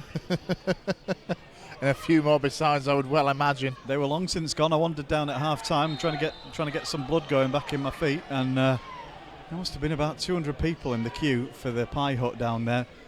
Pie's long since gone. It was burgers and bovrils, the order of the day down there. So we did well. We came early. We were congratulated by the staff in the hut for getting there early for the pies, because they do go. Here's Francis Ango now down this left-hand side into Nahua. He delivers a decent ball across, headed away by Guiseley, only out as far as Nguatala. Now McQuilkin. Now Hodgkiss. He receives the ball just inside the Kidderminster half. His ball's played back to him. McQuilkin again now. Whitfield looks to try and get round Anthony Dudley. Kidderminster pick up possession again though, and here is Nguatala, who goes for goal, hits the upright with a stunning strike. The follow-up shot comes in from Calvin Langmead, and it's over the top of the crossbar, but that was an absolutely stunning strike from Elton Nguatala. We've said throughout this game so far that he's looked lively and looks hungry and keen to get on the score sheet, and that was a sensational effort that had beaten Stephen Drench but didn't beat the upright. Yeah, fabulous strike from distance, hit the inside of the bar, another inch or so to the right, and that would have gone into the net instead of bouncing out at an angle. Guys, they just need to recompose themselves as they restart from the goal kick that followed that. Now boys for Guiseley inside the final third as Guiseley look to attack. Now Hatfield making some headway down the left-hand side, wins his side a corner. A good chance for both Lawler and Danny Hall to come forward. Good response that after the restart by Guiseley. Chance to load the box. Jake Lawler and Danny Hall trundling in there, being found by their markers as the ball is about to come in. Gavin Rothery delivers this corner in towards centre, met by the head of James Hurst, not too far wide. His downward header wide of the target, but not too far wide at all. Oh, it was a really good effort. Excellent movement. Got away from his man in the box. Powerful header downwards towards the base of the post. Everything you're supposed to do, just the wrong side of that post. Dean Snedker with the goal kick. Good chance at both ends, actually, in very quick succession there. This ball played forward. Lawler wins the header ahead of Arthur Nahua. Now Zane Francis Angle will take this throw in. Now McQuilkin.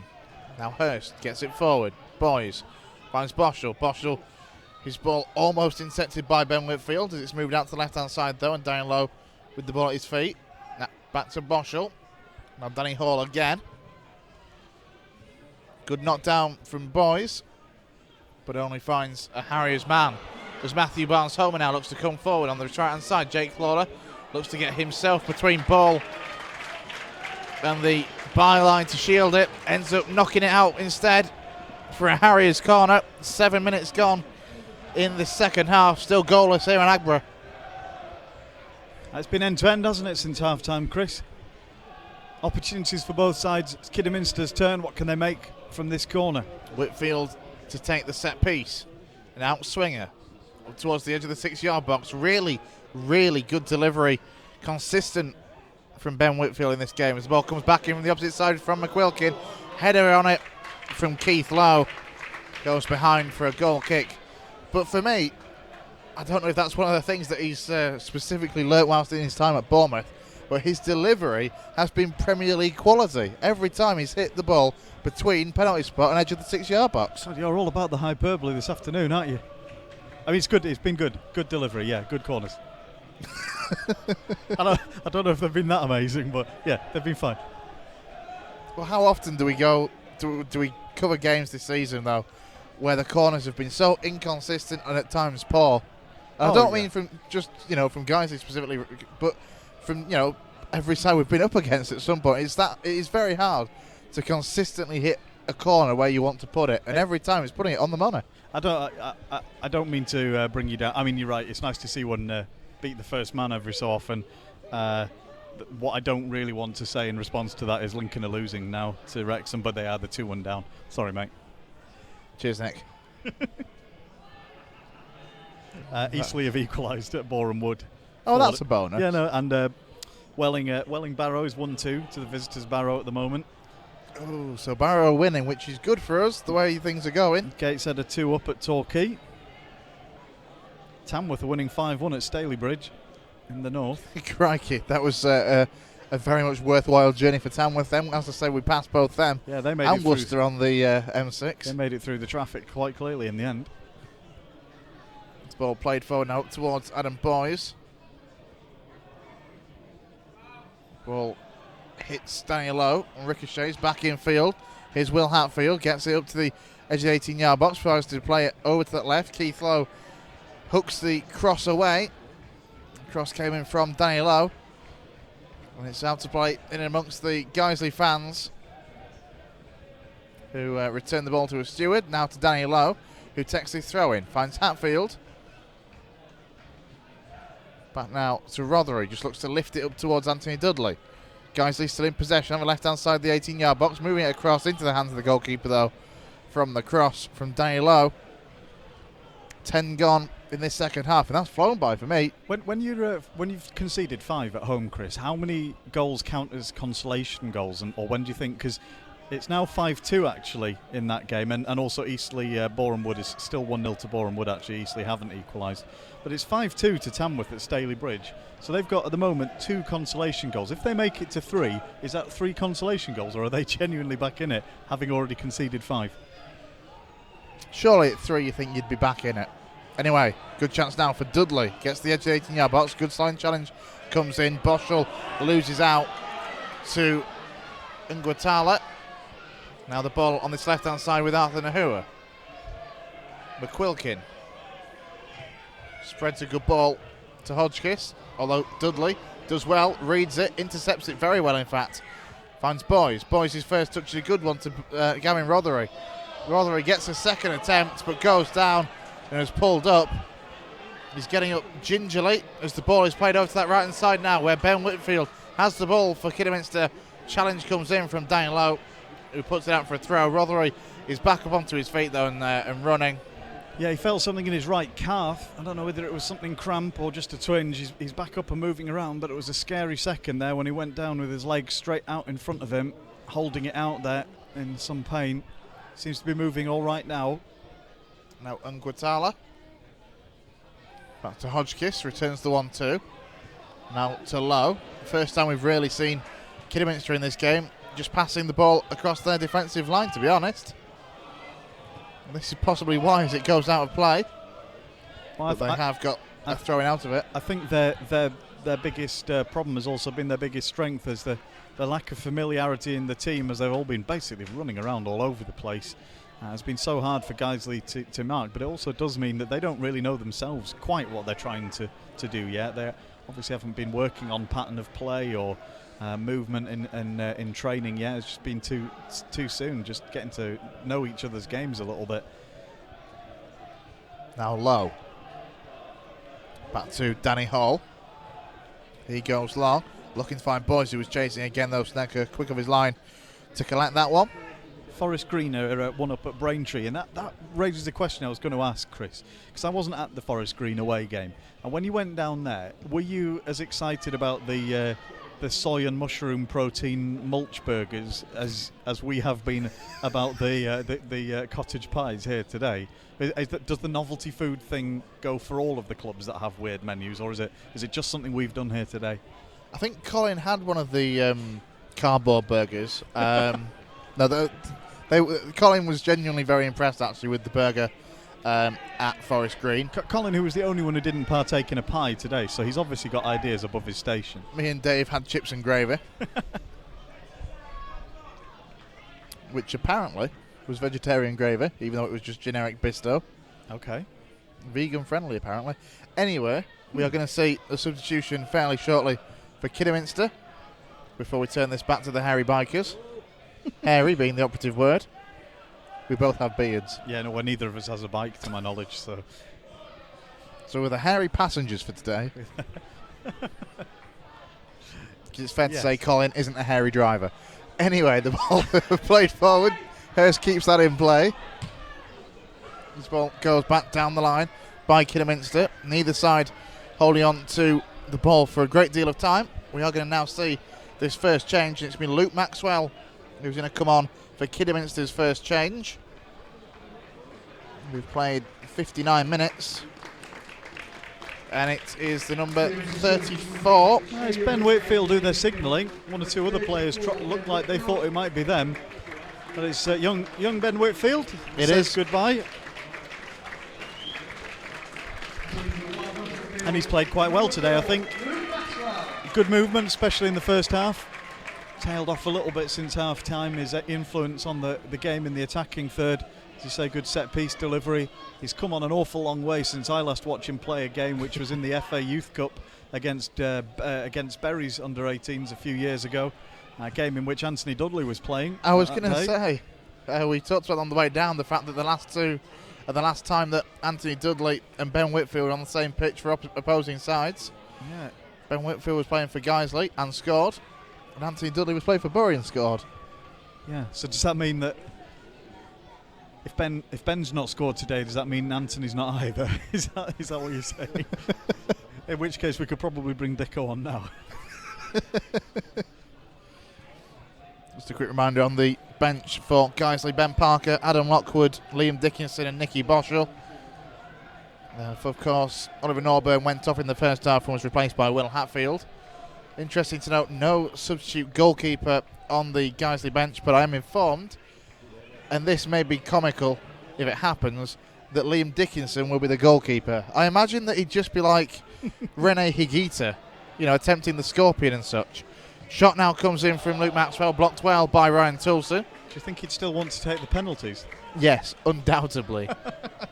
Any chance for him to be a goalkeeper and score, I'm certain Dicko would love that. Which reminds me, we haven't heard from Bev Dickinson for a while on Twitter. No. I guess we haven't played for a while either, so... That could be it. A couple more goal updates. Tranmere are 1-up at Bromley. Grimsby are now 3-0 up against Altrincham, so that one is probably over. Lots of scores in the National League North. Here's Nguatala, plays the ball over that right hand side, was looking to find McQuilkin. The ball just goes beyond him, stays in play though with Danny Lowe. Poor old Lowestoft, having travelled up to Manchester to face FC United, currently 4-0 down there. I do feel for them, marooned in a completely different part of the regional structure to where they really should be. So Kidderminster in possession on the halfway line with Zane Francis and goal. 62 minutes gone. Kidderminster Harriers 0, Guiseley 0 here on Guiseley AFC Radio. New commentary team of myself, Chris Bell. Alongside me for this one is Nik Keefe. Now the ball with McQuilkin, delivers a really good ball across, just a little bit too deep in the end. Now, does it count as a really good ball if it's nowhere near a Kidderminster player? Sorry. Stalybridge have got a third, by the way. It's 3-5 there. I think the comeback is on. So if you're right, if three can't be consolation goals, but can be considered a proper attempt to try and get back into the game, then they've only got 2 more to catch up. I was going to say they were 5-1 down, so I think for them to get the next 2 goals in that game says the comeback it could be on anyway. Fine. And actually, I thought that wasn't a bad cross. He just needed somebody on the end of it. Anyway, Guiseley now look to come forward through Boys. He flicks it towards Anthony Dudley. There's been a few good shots as well in the game, if only the goals had been in a different place. You're pushing your luck, Keefe. Now the ball infield to Danny Boschel. Moves it across the right-hand side onto the halfway line with Ryan Toulson. Now Hurst looks to try and get away, but Zane Francis Angol does well. Now the throw-in taken down the line. Boys thought he was being shoved slightly by Kelvin Langmead. And a goal kick is given. Good long throw from Hurst, actually. I've not seen that before. Not seen too much of him, actually. Obviously not played much since we signed him, but it was a good, powerful throw down the channel for boys. Struggling to believe this game's 0-0, actually, Chris. It's been a much more entertaining and end-to-end game than the scoreline would suggest if you weren't here or listening in. It has been a good game, and as I say, I was, what's the right way of wording it? I was pleasantly surprised with how well Kidderminster have done, to be fair. I know obviously it's new players and that is the reason why. But as I said at half-time, for me, if Kidderminster had this squad at the start of the season and were playing relatively well like they are in this game, then I don't think they'd be in the mess they are. Well, when you hear the number of players that have left, you wonder what you're going to see. But this isn't a basket case squad by any means. Experience at the back. There's Keith Lowe. The centre half sends that forward over to that right hand side. McQuilkin does well. It's an excellent ball from Lowe into the feet of Matthew Barnes home. It's allowed to run, and Guatala goes down. The fans behind the goal want a penalty. The ball's in Steve Drench's hands, and the referee gives nothing and allows play to continue. For me, probably the right decision. Good defending. I think it was Danny Boschel It was. that was tracking back with Nguatala. Really important challenge in the box to get right. I think if he'd got a little bit more of the man, I would have been at risk of conceding a penalty there. It was one of those ones that we saw the challenge go and we just hoped and prayed that he got it right, and thankfully for Guiseley he did. From where we were, there's no way of telling whether he'd got the ball. Well, the referee was closer and he thought it was a good tackle. Yeah, absolutely. As Roderi's clearly pushed in the back there. Well, that's an outrageous by Luke foul. Maxwell. That's such a cynical foul. Boschel goes through the back of Nguatala. And I'm afraid so's that by Danny Boschel, and he'll probably go into the book for it too. And I would expect, as one man, a few rows in front and a bit close to the dugout, stands up, angrily shakes his fist in the shape of holding up a card. Yeah. Nguatala is down, looks in a little bit of pain. Well, he's asked for the physio not to go on. He's just letting everybody know. The physio's been sent on by the fourth official, but no, he'll be all right. I think this is just for the benefit of the referee. But it was a poor challenge by Danny Boschel. Sort of clattered him through from behind. It was immediately after what was a really cynical foul on Gavin Rothery, just being shoved out of the way off of the ball. Just not really in the spirit of things. If you were Mark Bauer, what on earth would you do? Because nothing's not working about the team that's out there at the moment, but he's got such a strong bench with Ben Parker, Liam Dickinson, Nicky Boschel, all potentially attacking players. If you and me at the moment, nothing's failing out on the pitch. The defence is playing well. Hurst is playing well, although he's been shackled reasonably well by the left-sided defenders. Dudley's looked dangerous. Boys obviously ploughing a lone furrow up front. Keith Lowe takes this free kick now for Kidderminster, headed into the box but cleared away. Now Francis Angol and James Hurst, they have had a really interesting battle actually this afternoon. As the referee, we can hear the Kidderminster fans around me shouting at the referee to try and get them to let Nguatala to come back off. I think he just forgot. Well, because Nguatala was stood there for quite some time. I think, and obviously no referee would admit to this, but maybe a little disincentive to spend all that time rolling around on the pitch is, if you're that hurt, just spend a couple of minutes off at the side. As Fane miskicks it, but does find a teammate, and it is Nguatala, who runs now to the edge of the 18-yard box, plays a great ball across to Matthew Barnes-Homer. Barnes-Homer goes for goal, It's a tame effort straight into the hands of Stephen Trench, but it's funny there because that was in good time.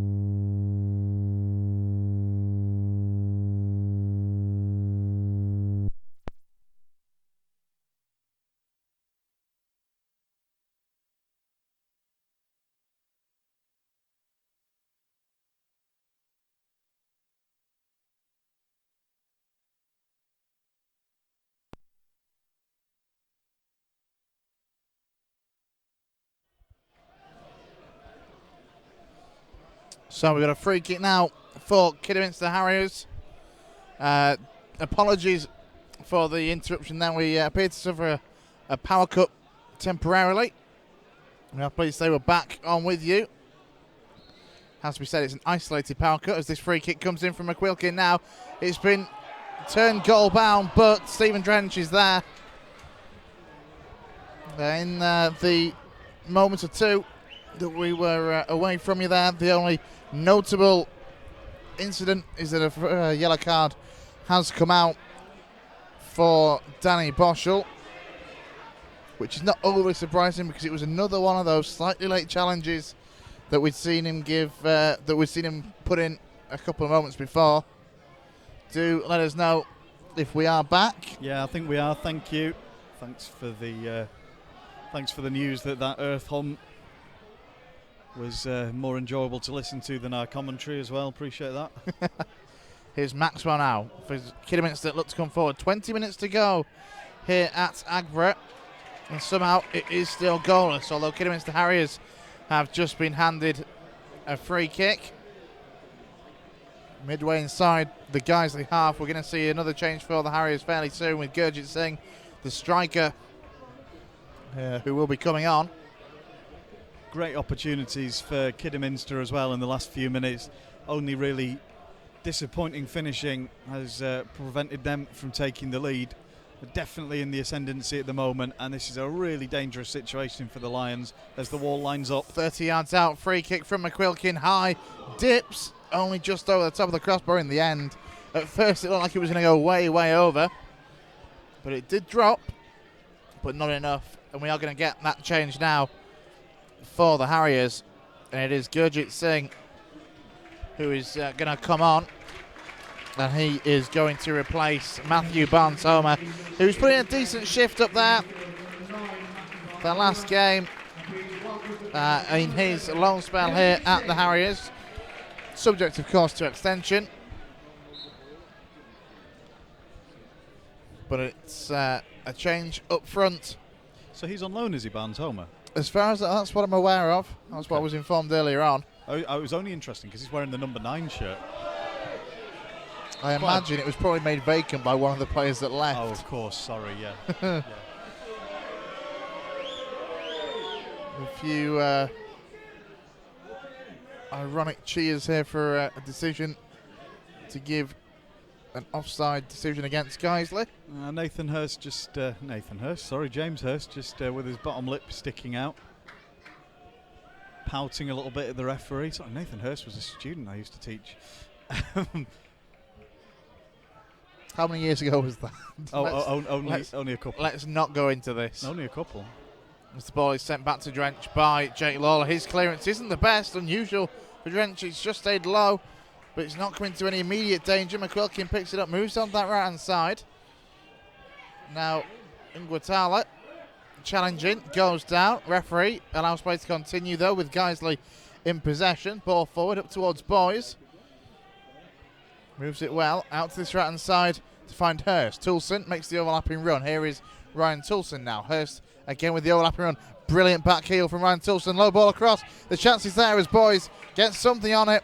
Turns it behind, though, for a goal kick. He got the shot off, rather. He was being marked tightly. Well, I think that was Guiseley's big opportunity after that run of play that we saw Kidderminster have.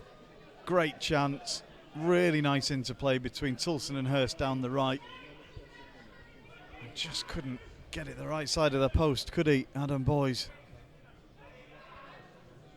I think Liam Dickinson is out at the moment warming up. I think that's Dicko, right down at the far end. Yeah, there's not masses of the game left, but it might be time for a roll of the dice for Mark soon, just to see if we can get something more than a point. 15 to go, plus any added time, of course, with Kidderminster in possession now. Midway inside is Jared Hodgkiss. Goes for goal from distance. Ricochets off Gavin Rothery. And the ball now finds itself back with Dean Snecker. First time clearance downfield. Danny Boschel now. Just loses out, though, as Kidderminster pick up possession. Now the ball over on the right-hand side with Gurjit Singh. A product of non-league football himself, and come, I believe, from Hales Owen Town. I think it was Hales Owen. I believe you. I'll do my research afterwards, as Ryan Toulson just nods the ball back to Stephen Drench. At least you do it at some point. That's more than I do. Grimsby are 4-0 up at home to Altrincham now, so I think that one's in the realm of consolation goals as well now. Well, Liam Dickinson has returned to the dugout and starts appearing to be getting ready to make an entrance before sitting down. I've no idea what change you'd make if you were Mark at the moment. Now Singh moves the ball onto his left-hand side. Zane Francis angle to the left of Guiseley's 18-yard box. A dangerous opportunity if this ball is right for Kidderminster. It isn't right. It goes all the way through. McQuilkin. Now back to Hodgkiss. Kidderminster still turning well through Luke Maxwell.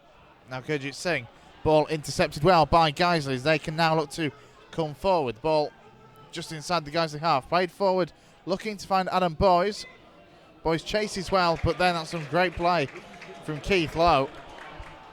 The experienced defender with some good footwork there. Now Hatfield. Boys looks to lift it first time forward towards Anthony Dudley. I know what you mean. I'm not entirely sure which one to take off. It's fair to say, though, in the last 20 minutes or so, both Boys and Dudley have been generally fairly quiet. Dudley especially. So I think he would probably be my personal pick as the man to be replaced up front. So you either take Boys off and have a bit more of a physical target man to aim for, which allows you to keep the defence a little bit deeper and try not to concede. You take off Dudley and you play two up front quite clearly. Do you take off Gavin Rothery and play Dudley on the left, and again have two up front and sacrifice a man from midfield? We're about to find out as Liam Dickinson is going to enter the game. Oh, it's the first one of those. I was right the first time. And it is Boys. Adam Boys is the man that's going off after 77 minutes. He's put in a real good shift, Adam. Exhausted as he comes off the pitch, blowing his cheeks out. It's hard work up there by yourself, trying to lead the line. So it will be Dudley who will drop back into the midfield, kind of where he's spent most of this game, but as I say, in the last 15-20 minutes he struggled to get into it. He's going to go in alongside Liam Dickinson. And I think now either Gavin or Will Hatfield needs to get out to the left. Well, here is Will Hatfield currently occupying that space. Plays a good ball into the feet of Anthony Dudley. Dudley looks to get it across the box. Takes a deflection, goes behind for a Guiseley corner with 12 plus added time to go. Kidderminster Harriers 0, Guiseley 0. Well, tension's kind of rising in this game, isn't it? As the longer it stays 0-0, it's obvious that a goal with only 12 minutes left could be decisive. Corner now for Guiseley. Gavin Rothery is the man to deliver this. Right-footed, low one, up towards back post, and Liam Dickinson puts it into the back of the net, strikes it on the half volley, takes a cruel deflection on its way in. The goalkeeper Snecker could do nothing with that, but Guiseley won't care. They've got the lead, and it is effectively Liam Dickinson's first touch of the game. Well, that's extraordinary. Just his second, I think. His first was in midfield in the move that set up that corner, and he was stood at the back post. The ball fell kindly to him. Honestly, the shot wasn't brilliant. Drilled it across goal, really. Instead, it took a deflection and beat Snedker at his near post. Heartbreak for Kidderminster, who've held out very well. Guiseley in the driving seat with 11 minutes of this game left. As soon as that goal went in, Chris, Ben Parker was sent out to intensify his warm-up. I wonder whether that Mark might consider that two up top gamble to be done now, and whether we might see Dudley or Rothery withdrawn quite soon to add an extra defensive-minded player over on the left. Well, this is the thing, you could take off Dudley, bring on Ben Parker at left back, push low into centre half and go 5 at the back if need be. Certainly options. Obviously Adam Lockwood now, as well on the bench if he was going to want to do that. I think it would be a bit like we're doing on the right with Hurst in front of Toulson. Maybe we would see Parker in front of Lowe. Anyway, we'll wait and see if he makes that change. There, but one thing's for sure, and that's that Kidderminster now, with 10 plus added time to go, they're going to be looking to throw everything they can at the Lions. As long as Guiseley can withstand the pressure, as the ball is now with Liam Dickinson, down by the corner flag. Can he hold it up there for 10 minutes? I'm not sure. No, couldn't for 10 seconds, to be honest. But on the subject of consolation goals, by the way, Lowestoft have just scored one. They're now only 5-1 down at FC United of Manchester today, so miserable away game for them. Good defensive work there from Anthony Dudley, closing down. Zane Francis Angol now gets a throw in for the Harriers.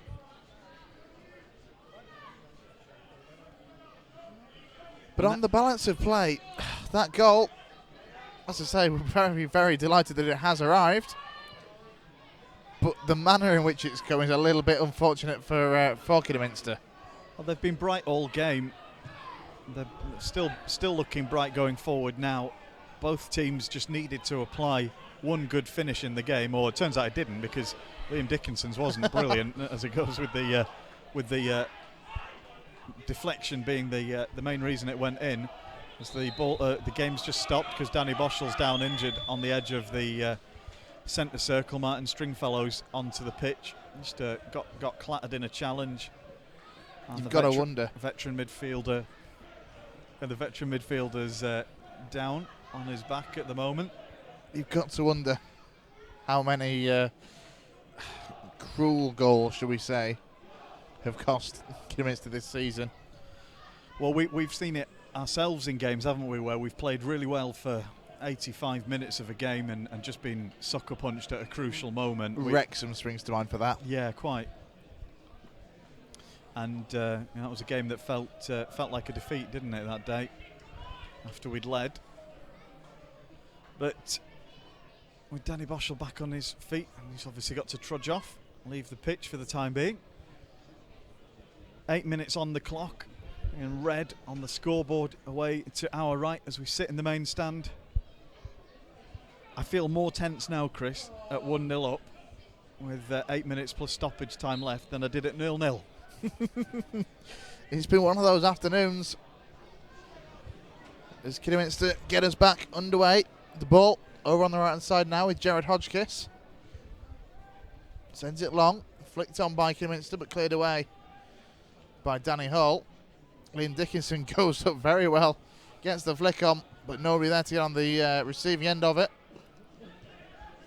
Just to spare a thought for Adam Boyes as well, who has worked himself into the ground for 80 minutes. And no sooner has he sat on the bench than the man who's come on to replace him has scored with his second touch of the game. It's the way it goes sometimes. He's certainly not wanted, not been found wanting for effort today, Adam. Great substitution by Mark. Now, Nahua for Kidderminster on this left-hand side gets the cross in, which takes the deflection and goes behind for a corner.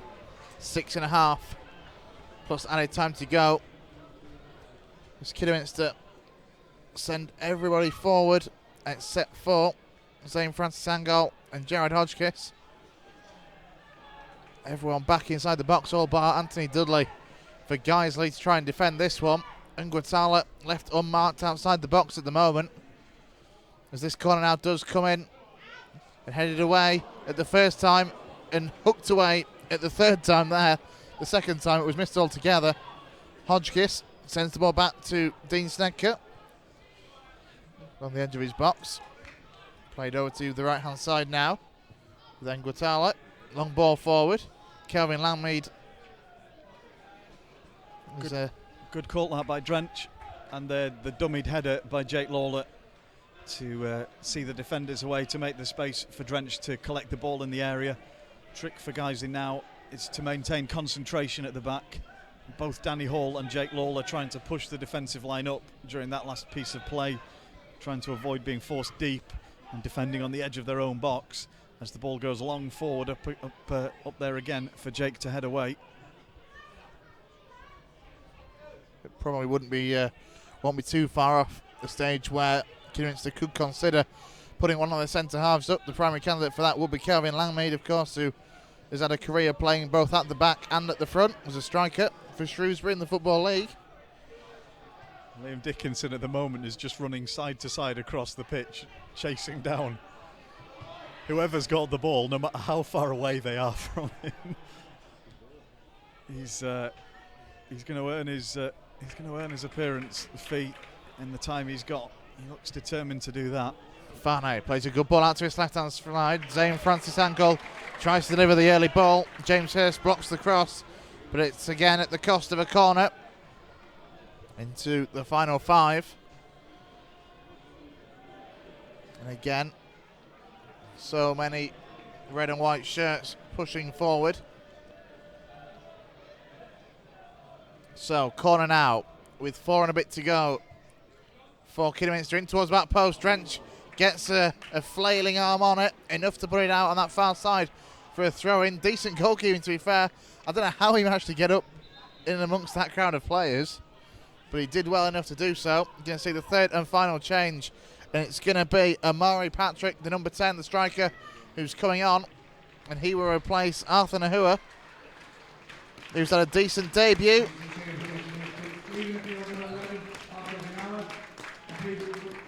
Yeah, he's played well. Makes sense to roll the dice with just 4 minutes left on the clock of regular time in this game and an attacking throw-in to be taken. Plenty of red. In fact, there's enough players in that box that you would have thought it was a corner as the ball dropped to a Kidderminster player. It's hoofed away by Ryan Toulson. Now the ball back with Zane Francis Angol. Anthony Dudley chasing well as Snedker sends it back downfield. Flicked on well by Kelvin Langmead. Too well, in fact, for Kidderminster's perspective, as it just goes through to Stephen Drench. Yeah, and it was as you called it. Chris Langmead stayed up there for a long time during that, never went back. He's only just made it back to defence now after that corner and throw-in passage of play.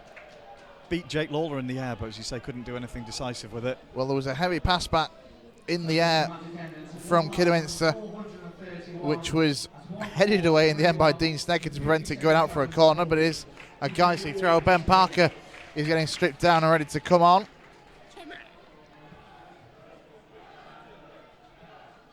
Throw-in taken now.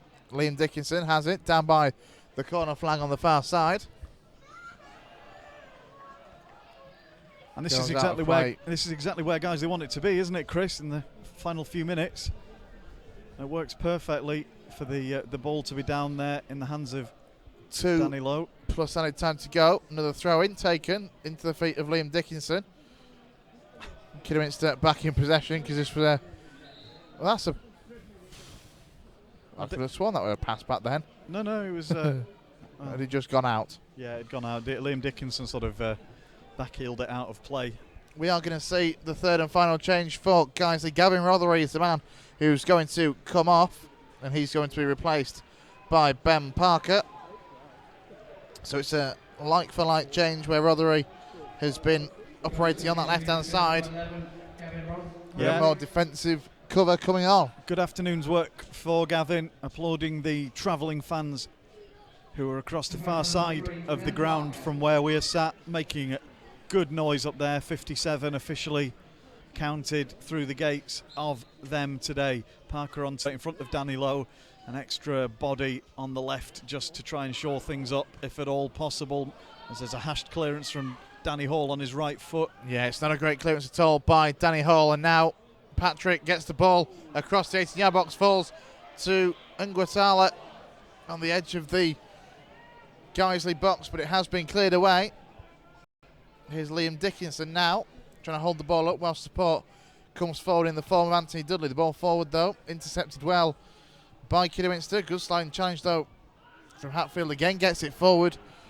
Neither side able to keep the ball at the moment, though, as a ricochet almost breaks a little kindly for the Harriers.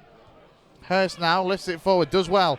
Now Dudley in a foot race with Keith Lowe. Lowe does well, shields the ball away from Dudley and hooks that forward into the final 20 seconds of normal time here at Aggborough. Kidderminster Harriers 0, Guiseley 1. This would be the Lions' second away win of the season. Now Hurst looks to get it forward, being harried and pressed well though by Singh. 3 minutes of added time we are into, with the ball in the hands of Dean Snedker, the Harriers goalkeeper. Snedker sends it long. It's going to be all hands to the pumps now for the Harriers, but the flag on that far side goes up for an offside decision as Elton Ngwatala is given the Harriers man of the match, and for me, I think he's fully deserved of that. Yeah, very good choice, I think. He's putting a really good display on his Kidderminster Harriers debut. I think for the Guiseley side, Danny Boschell's been extremely influential in midfield, and especially doing that without Norburn after Norburn's early injury. He's run the game quite calmly there. I think Dudley's been dangerous. Drench's ball forward from the free kick following that offside. Looks to find Dickinson. Harriers now look to get it forward. Goes out of play though on that far side. Poor ball for a Guiseley throw. Gurjit Singh returns quickly to Danny Lowe to take this throw in. There's a few players for Guiseley who've done nothing wrong in the game so far. Here is Ngwatala again, looking to try and take on a man. Just tried too much in the end. With a minute and a half gone, Snedker clears this. A minute and a half of added time, that is. A minute to go, just over. Throwing on the far side for the Harriers. Guiseley eager to see this through to record their second away win of the season. Yeah, I'm not superstitious, but I'm still not going to name the players who I think haven't made a mistake in the game. Not when we're in injury time, 1-0 up. It's not worth it, Nick. No, it's not worth it. No. We'll do it after. It's okay. Final score, Gateshead 2-0 away to Torquay. So that's been a fruitful, if lengthy, away trip for them. And final score, Borehamwood 1, Eastleigh 1. That's a good result. That's a decent result for us. Could have done with Eastleigh taking all three, but better than, frankly, it's better than seeing Borehamwood win at this stage. Yeah. We will go through the full-time scores before we leave you in the National League. As Guiseley look to get the ball down by that corner flag. And the cheers you hear are from the Guiseley fans. Gathered visiting fans at the back of that stand over there. As they've won themselves a corner kick, and this is probably going to be the shortest short corner in history. Yeah, Dickinson's trotted over to accompany Danny Lowe in this. He's just stood there. He is just stood with the ball at his feet. Winning throw-in after throw-in at this stage. Yeah. By my reckoning, that is pretty much time up. Throwing for Guiseley, another short one. Will Hatfield does his best to hold it up, and the referee, Michael Salisbury, blows the full-time whistle here at Aggborough. It's a crucial 3 points for Guiseley in their quest for survival. It's a disappointing defeat from Kidderminster's perspective, but Guiseley record their second away league win of the season. Full-time here at Aggborough, Kidderminster Harriers 0, Guiseley 1. Well, when we arrived this afternoon, Chris, I said both teams would be treating this as a must-win game, that a draw would be considered a huge missed opportunity for either or for both sides. And so it's with great pleasure that we see that game out. A 1-0 victory for the Lions and a clean sheet here against a bright and lively new Kidderminster Harriers side who looked dangerous throughout, made good opportunities, moved well in midfield, unpredictable movement from players bedding into a team together and looking to make space, make opportunities at their new club. Really not a basket case relegation team by the looks of them by any means, Kidderminster, and with better finishing they could have seen themselves take all 3 points today, but in the end the crucial chance of the game was the corner late on by Liam Dickinson just after he'd replaced Adam Boy's second touch by my reckoning since he came on after he came onto the pitch, was at the back post for the corner, hammered the ball across towards the far post of Snedker as we saw it, deflected in towards the near post. A deserved opportunity, a deserved goal because of the space he'd found himself in the box and the power that he put into the ball, but obviously heartbreak for Snedker in the goal, who had played so well in the run-up to that, defended very well, left stranded at times behind a high Kidderminster defensive line that Guiseley had got in behind several times, particularly in the first half.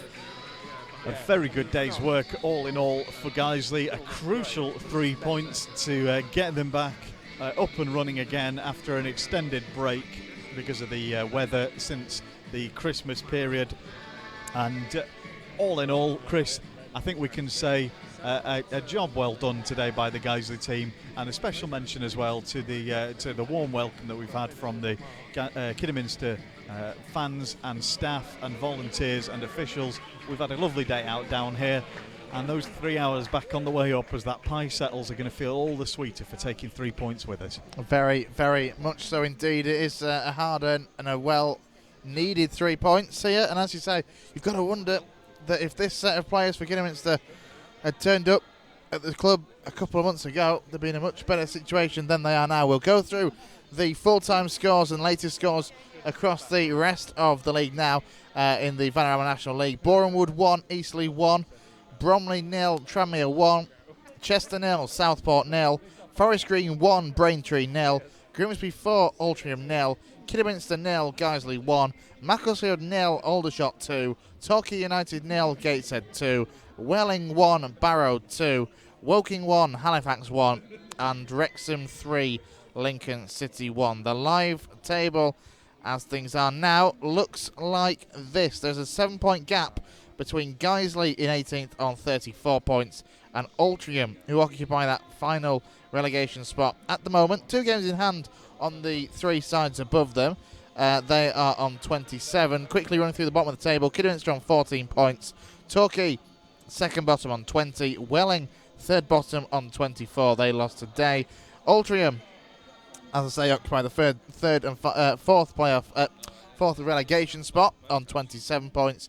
Then Borehamwood on 28. Halifax on 29. Guiseley on 34 and 18th. Chester, they've been dragged into this mix a bit of late, on 35 points. Barrow on 36, and then a cluster of teams on 38. So full time here at Aggborough. It's finished. Kidderminster Harriers 0, Guiseley 1, 3 well-earned points for the Lions. Thank you for tuning in. Don't forget, next Saturday we travel to Sincil Bank to take on Lincoln City, a club that at the moment, results-wise, are in a bit of a mess. So another chance perhaps for Guiseley to go there and upset the apple cart and come away with some points.